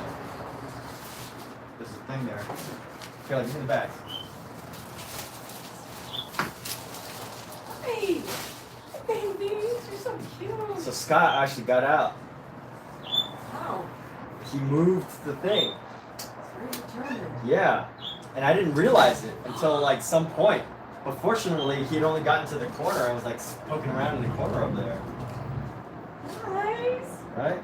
That's Scout. so baby babies. Oh yeah, that's true. Baby gate would help. Or just fix the screen if we can. Alright. You don't want you to get lost. Oh hey, John Clark, what's up, dude? How'd the game go? So the Dodgers lost yesterday night's game. And yeah, so Dodgers lost last night's game, which means we're gonna go into the game's starting soon. Alexa, what time is it? Where'd you put the bags? Oh. So Los Angeles Dodgers lost yesterday to the New York Yankees, which means that we're gonna be going into game 5 of 7.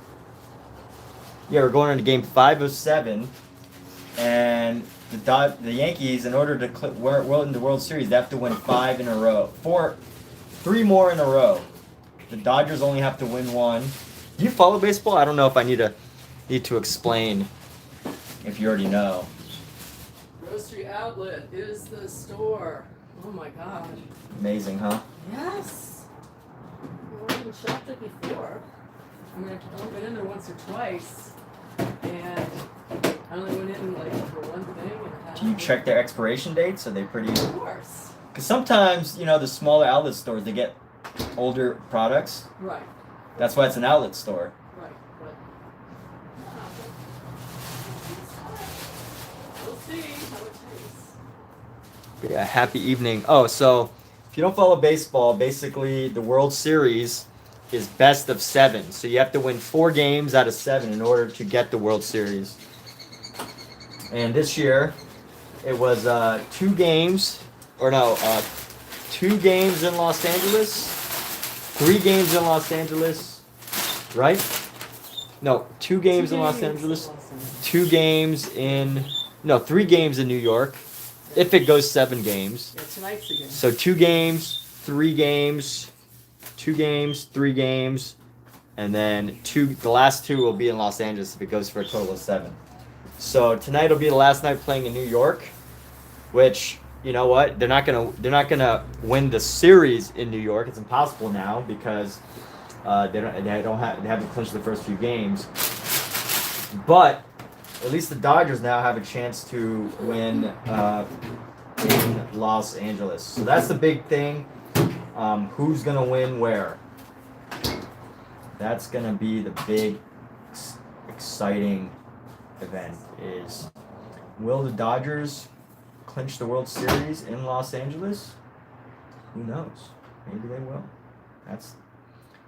That is what people are hoping for. I think is that they're bringing the game home. I mean, the game's coming home no matter what, but that they can bring the trophy home. And I'm sure they will. Alexa, what time is it? The time is 4:36 p.m. 4:36. So the game starts in 20 minutes. Thanks for the reminder, dude. John, my goodness. I mean, Kat probably would have reminded me. I wouldn't have thought about it because I'm cool just painting. But yes, it is a very important part of American society is baseball. Thank goodness for baseball, right? And by the way, thanks, John, for letting me know how much you like this painting so far. We're just slowly but surely building it up bit by bit, and at some point we will reach a tipping point when it just becomes its own magical thing,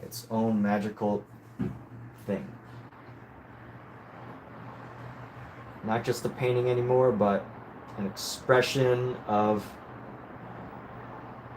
the place I live, a capturing of a specific moment, interpreted in a unique way. Slightly more than just a photo to capture this moment in time, because it adds in many elements of color, texture, and design.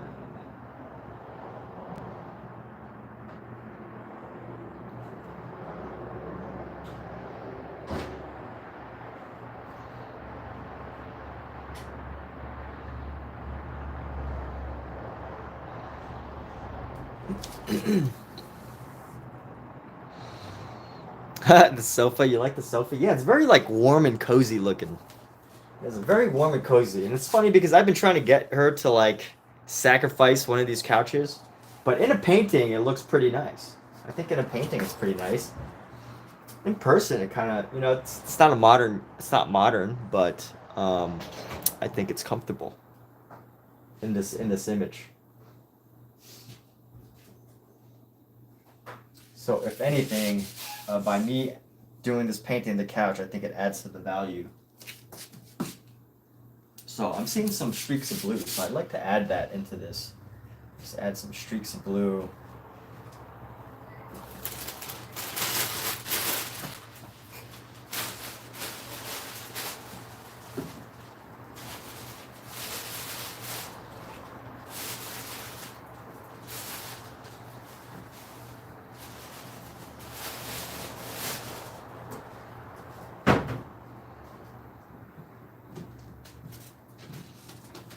Stop! No, don't do that. Here. Why you gotta clap at her? Huh? Here, right here. Right What are here. you clapping at? Scalp. Go. Scratch on here. See? Scratch. He's like, who you clapping at, woman? Scratch. Who you clapping at, lady? On here. Don't clap at me. This is where you scratch. Scratch here. Like, who you clapping at? Here's and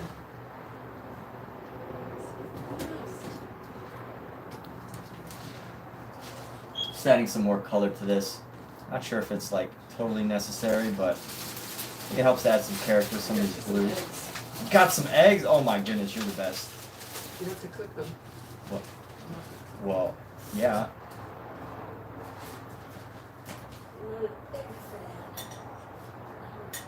But every time I cook them, you're down to eat them. Yeah. Cook them. You like eggs? No? So why do you... Never Why mind. don't you eat them? Just cook them.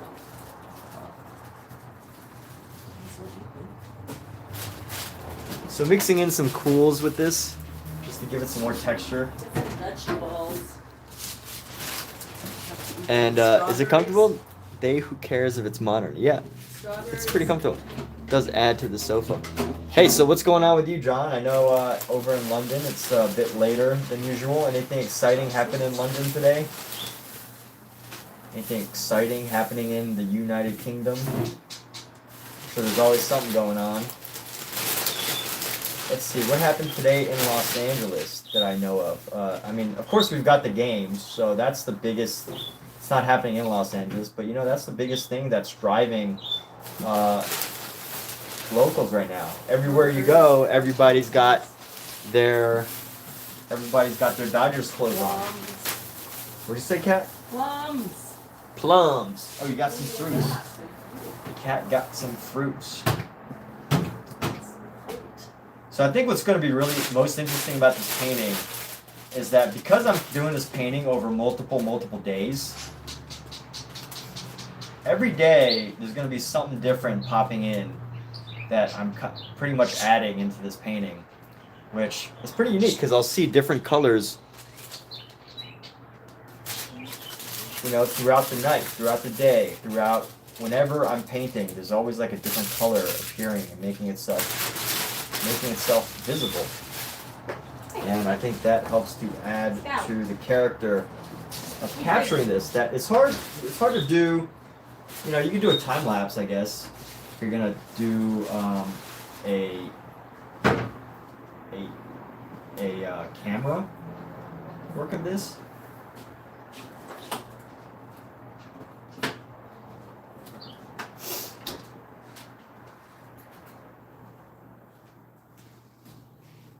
You're gonna do camera work of this?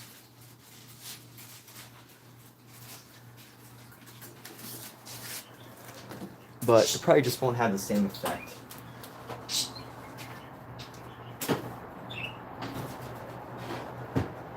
I got 1, 2, 3, 4, 5. I got 5 meals here.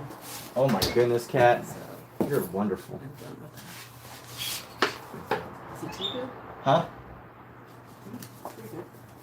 The tea.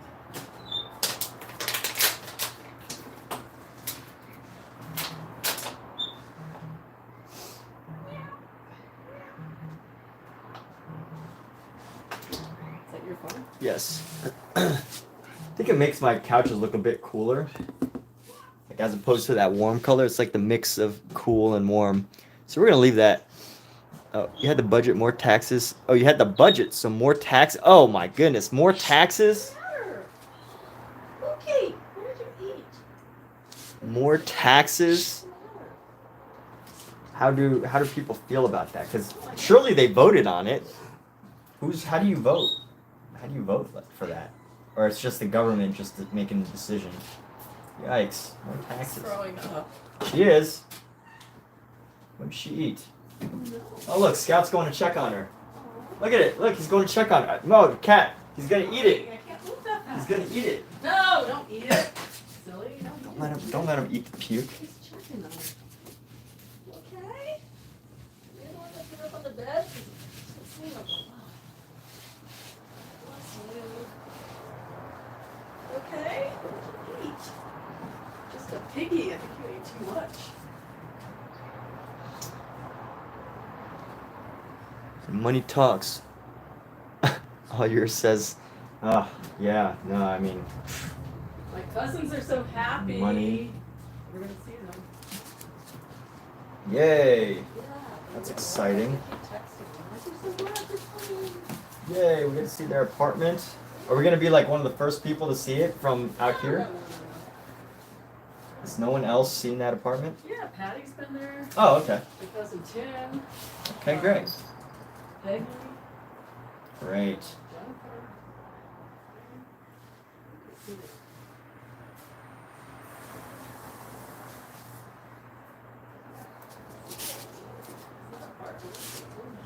Gotta up that income. Hey, That is a how are you climbing that? That is a forever goal. Forever looking to increase income. It's very important, but you know what? You can do it, dude. You can do it. It's within your power to increase your income. Here. It's not always, may not always seem easy or intuitive, but I think it's possible.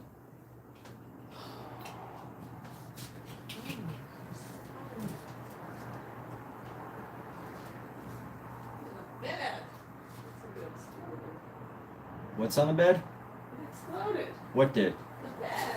The bed exploded. Yeah. What do you mean the bed exploded? Well, it was made, and now there's just Oh, papers everywhere.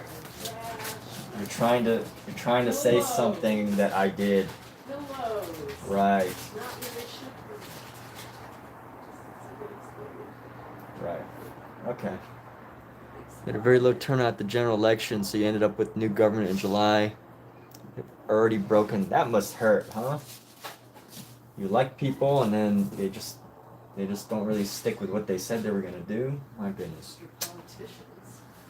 That's what they do. What'd you say, Kat? These are politicians. Yeah, they do what they're planning to already do, and so Kat says politicians lie. You know, isn't that right?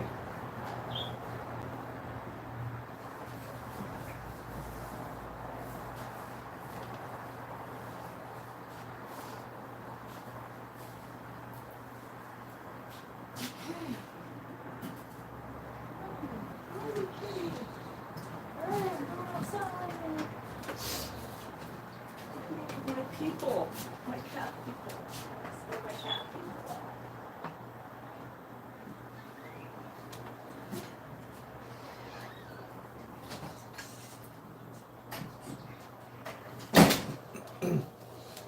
always thought like the UK was like a one, mostly like a one party. I mean, for the longest time, you know, I'm as I'm getting older and more knowledgeable about, you know, global politics. I always thought the UK was just king and queen, you know, the queen and whatever. But I guess I'm finding out that they're really just a, you know, not a leader of the country, but an influencer or a figure. And I guess the politics and the other things tend to go deeper. But John says he always knows when a politician is lying. There's always signs. First, check if their mouth is moving and if words are coming out. If they are, then the politician. So they're basically anytime a politician says something, they're lying. Yep. That is wisdom right there. That is knowledge.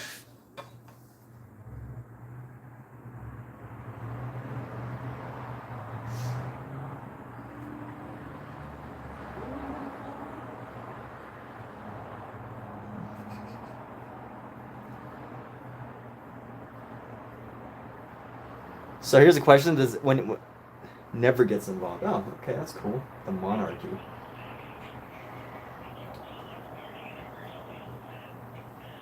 So knowing what you know, how would you say that affects your life? You know, if you always know that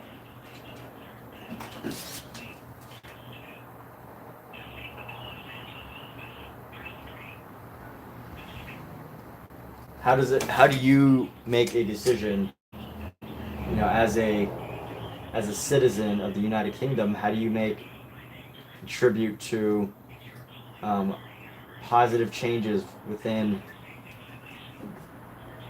where you live if you know that pretty much every politician is unworthy of trust?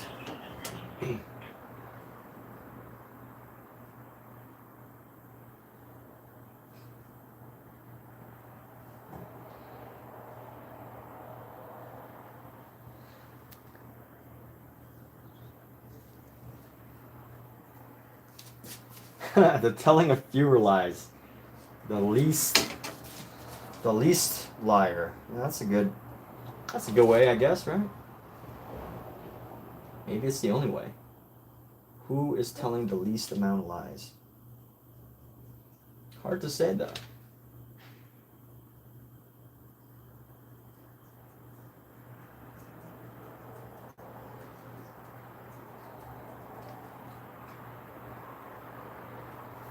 Hard to say.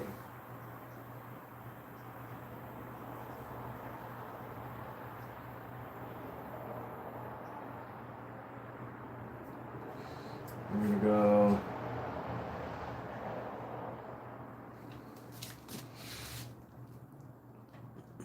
A little chunk right there. Got some other pieces for the one that's perceived as telling fewer lies. It's good to have a good lie detector. That's a good skill to have.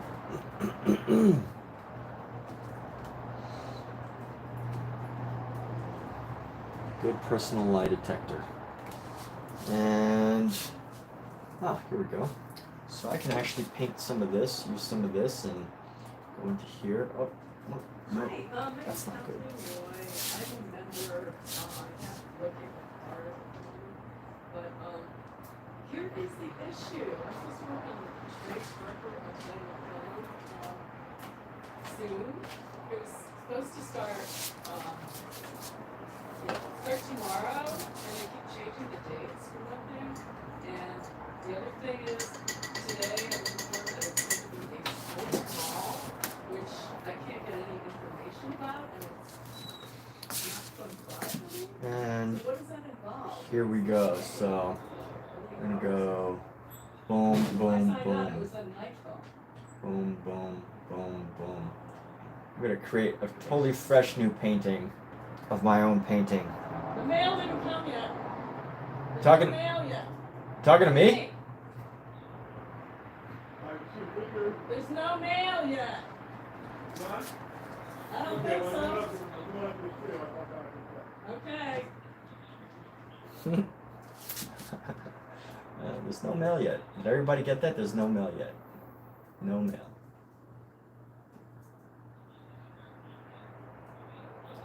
Did you hear, everybody? There's no mail yet. Okay, and then we're gonna go right into here. Yeah, I've got like a green right now, so we're gonna go up into this section right here. Go with a nice dark blue. Voting. Yes, it's good at least to stay active in your voting, your country's voting. Hi, I know you guys are busy. Interestingly enough, you know, the people that are the most active are the ones that are going to get what they want. I'm trying to get information about the untitled trade marker film. I signed on to do night calls, and now they're telling me it's a night call, and they keep changing the dates. And here we go. So I'm gonna make this, bring this across. They're gonna let you go for a long lunch, and then you'll come back. And that makes no sense to me, and there are no times listed, so I know you don't get a call times, so And here we go. Actually, I'm gonna bring this up again. This sounds like it's not being handled very well. I need to get some information. Thank you, please. 803-316-9677. There's one of my paintings right there. Hey, got a painting in. And I'm gonna do an underpainting of one side here. One side, and obviously it's gonna be myself in this painting. It's kind of nervous to have to do a painting of myself within a painting. Kind of nervous. I mean, obviously it doesn't have to be precise, but you know, it's an amusing thing to have to do. It's kind of fun. So this one looks okay. I would let that pass. That's my living room. That's my painting right there. This one is going to be a little bit more of a challenge here. So let's bring that down and actually paint this right here. We're going to go like this.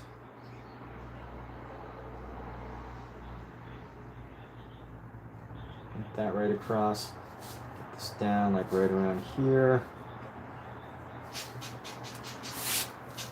Painting within the painting.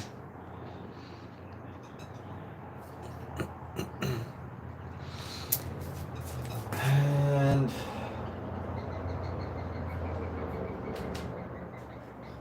let's go.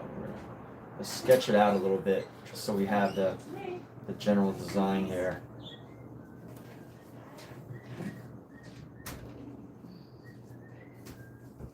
You hear the bird? She's like, huh? Oh, really?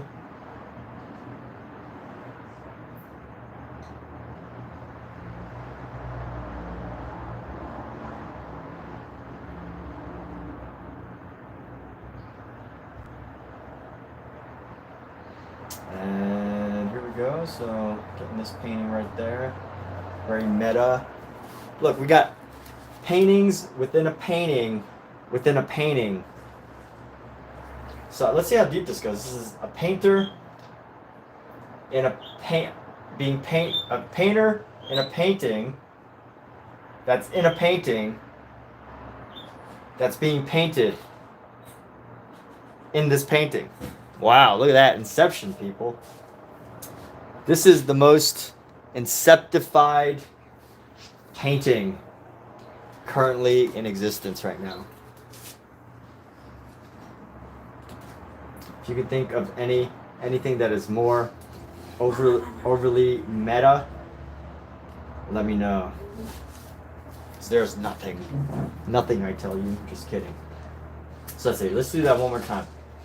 It's a painter, myself, a painting of myself painting within a painting that is also being painted There's a lot of levels here, people. It's best not to think too hard about these things and plan it. Just happens to be. Just allowing it to be is the best thing you could do. So here we go. We're gonna paint this. Look at this. This is a brilliant art piece too. So this was actually a quilted thing. If y'all can see that piece right there, it's actually quilted. It's by Kat, my partner. It's by her It's by your grandmother. Kat, What? that quilted painting thing. It's by her grandmother. Yeah. What talented artists she had in her family. My goodness. There's some such talented artists there.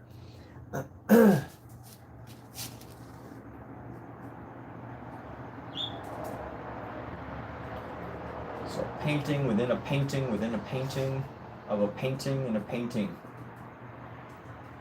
How much deeper can we get? Not very much. So let's see, we're gonna go down here. I do not have an obsession with painting myself. I just want to go ahead and say that. It's just, sometimes you're your own best model. Sometimes it's not easy to find people that were willing to sit for you for 10 hours, 10, 15 hours. So you basically have to like just be your own model.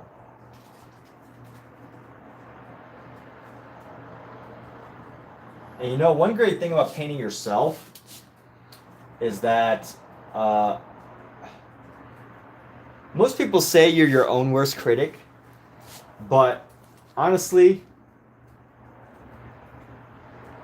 I think that's true to an extent. But the worst critics can definitely come from outside of you, especially if you know you're positive. You have a generally positive outlook on life. And you know, sometimes I think, oh, I want to invite whoever to sit for a portrait, but I don't want to paint them like in a realist way. I want to kind of just like do my own thing, my own idea.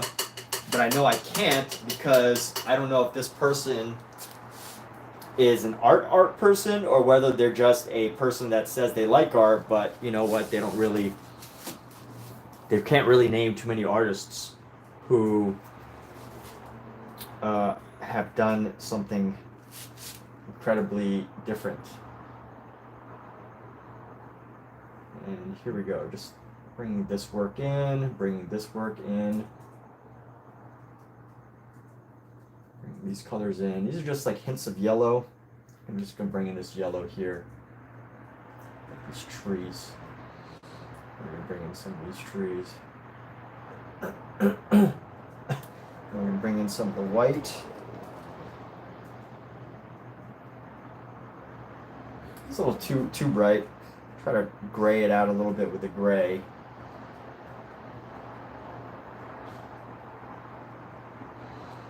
And then go around these trees right here.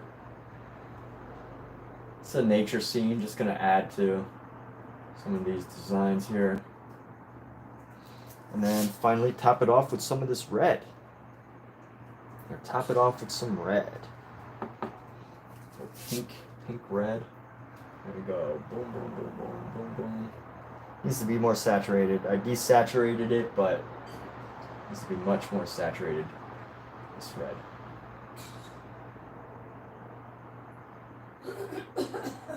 You okay?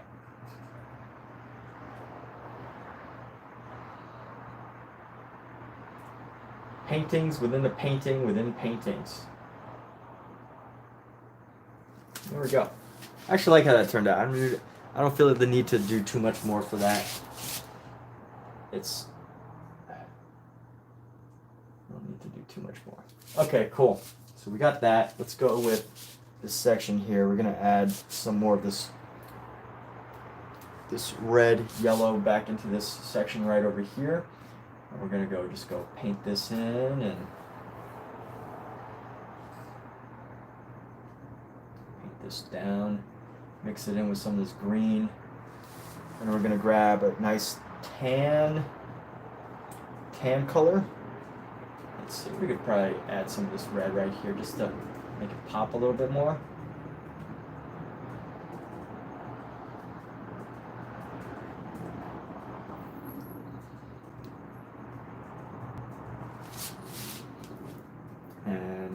this down right here. Grab a yellow just to add to the design, like right here, add a yellow. Actually, I need some more yellow up here.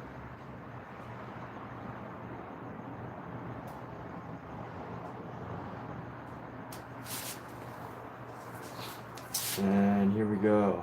The process is working, people. It's one thing that is so easy to forget about painting, that you can just, sometimes you can just trust the process. And you know, if you can just trust yourself, trust the process. I mean, even if you don't trust yourself, right? If you trust the process, meaning you have like, you know, sometimes you don't know what the process is, right? But like, if you trust the process, that like the early phases are gonna not look like the final piece. And even if you have this like final piece in mind, and you know, you're a new artist, but you don't know how to get there, you just gotta trust that somewhere along the way, you're gonna come up with something that's uniquely you, that people will like, and that is interesting, and that is a great painting. So that is the word of wisdom, the quotable for today. Trust the process. And it's nothing new. It's not something that has never been said before. So take it how you will. But here you go. Let's use some of this yellow. I'm gonna put it into this light right here. Is this a good yellow for the light?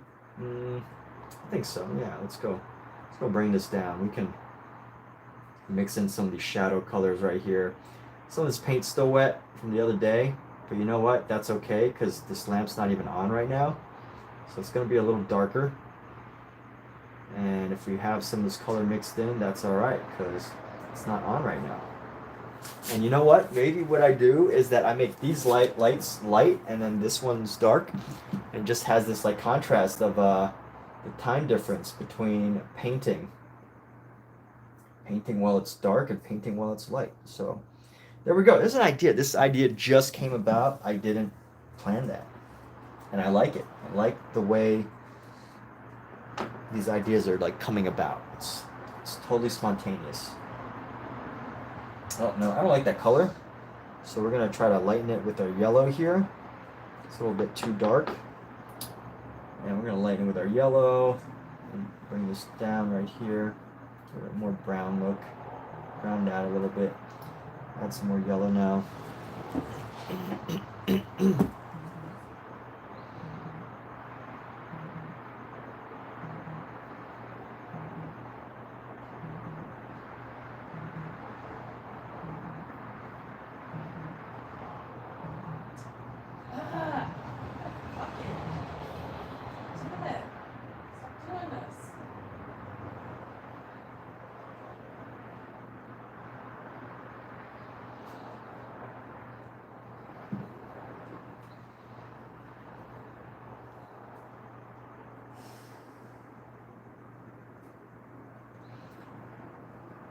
All right.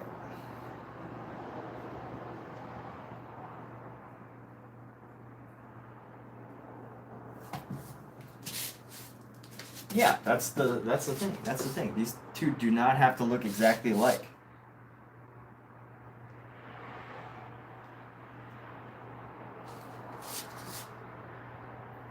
If I had been trying to show off like my incredible technical ability,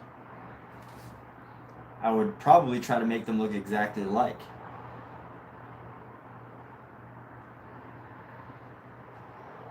But because I'm not limited by that desire, I have the opportunity to make something different.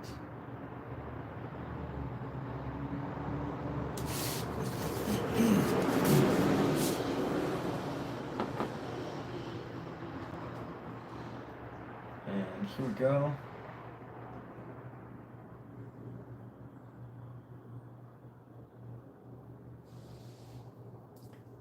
Just using a nice color to bring in this section. There's a lot of design elements into this piece.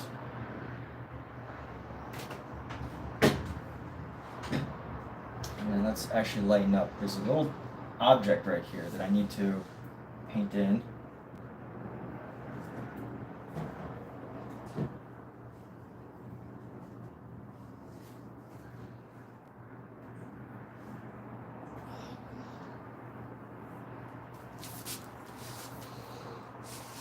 And there we have that. So we're gonna keep building this up. Let's see, who says, what else? We got a couple votes about this cat question. That's fine. It's fine to talk about cats. All right. I should just, so it would be great to just do a channel like talking to cats. I could see that. That's pretty much what my channel is sometimes. Just me talking to cats.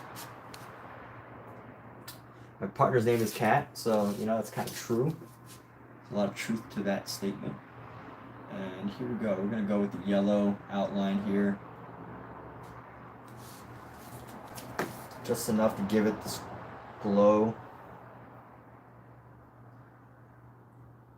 And that right there. There's a goldenness. There's a goldenness to what's going on down here.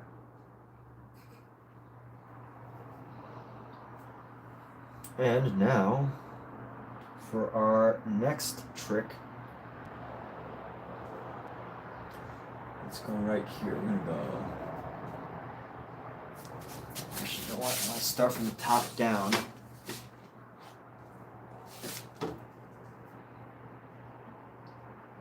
Alexa, what time is it? It's 5:09 p.m. 5:09. Means the Yankees are playing the Dodgers.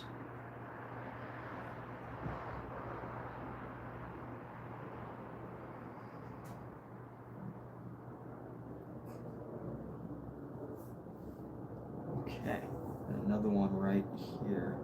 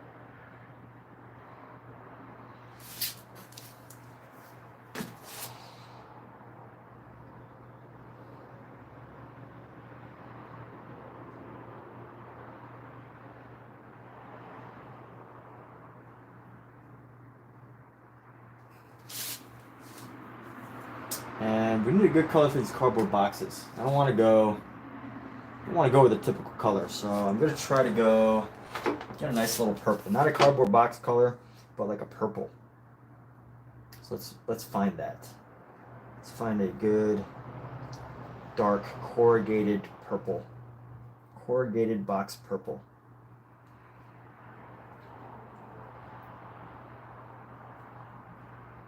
Alright, this might work. So we're going to go right here, start into here. Oh, you know what? It is, I came up with a corrugated box color. I said I didn't want to do that. Why am I doing that? Here we go. Gotta add green. Let's make it green. One thing I learned from one of my art teachers, or art mentors I should say, he wasn't, the art program that I went to was not so much teaching. There was like a lesson that was taught by somebody, but there was also, at the end of the day, a mentor who would guide you with whatever help you needed. And one thing that I really learned from my mentor was it's really hard to do something or paint or draw something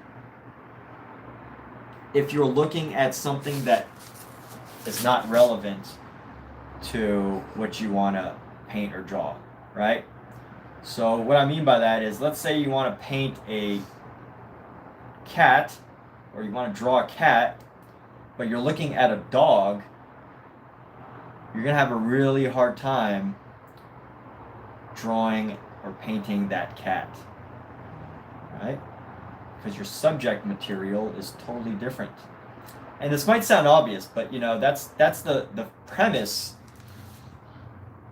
of what's said, right? But if you really bring that into other areas, like something as simple as, hey, if I'm looking over there and I'm looking at, I said I want to use the color purple for these boxes, but I'm looking at a brown box, I'm most likely going to come up with a brown box. Even if the intent in my head is, hey, I want to do it purple.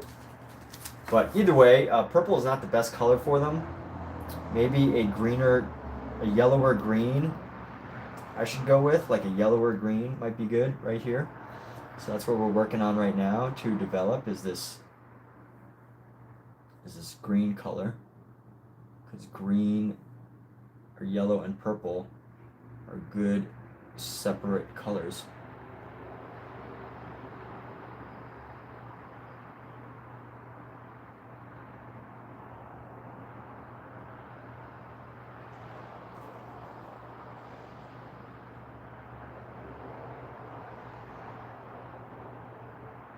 Yeah.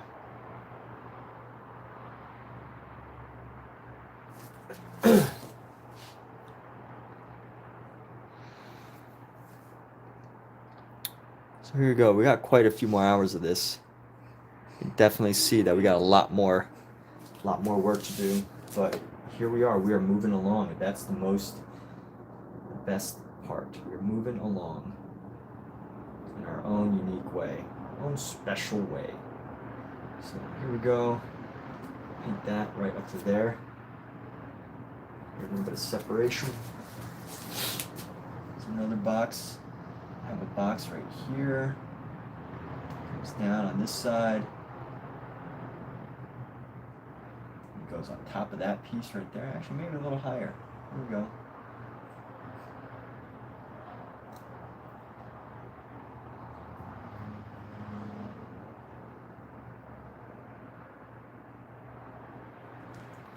Just to create some extra dimension here. All right, and where do we want to go from here? Let's add some of this green into this lampshade right here. How about that? Just to give it a little bit of a color shift.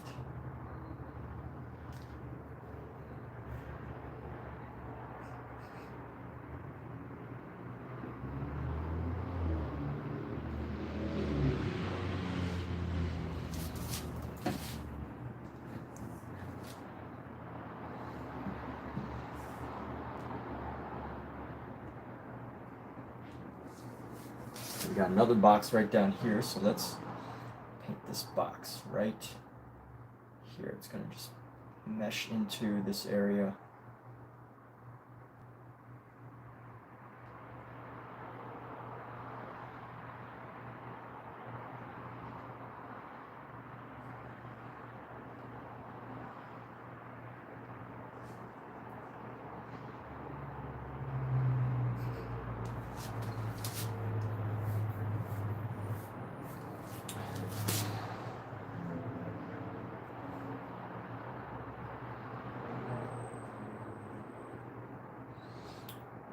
Here we go. We'll use this to blend in some of the outer edge here so that we don't see too much of the undercolor. And we're going to go like this.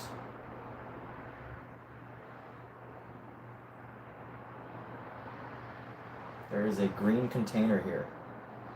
I'm going to paint this green container like so.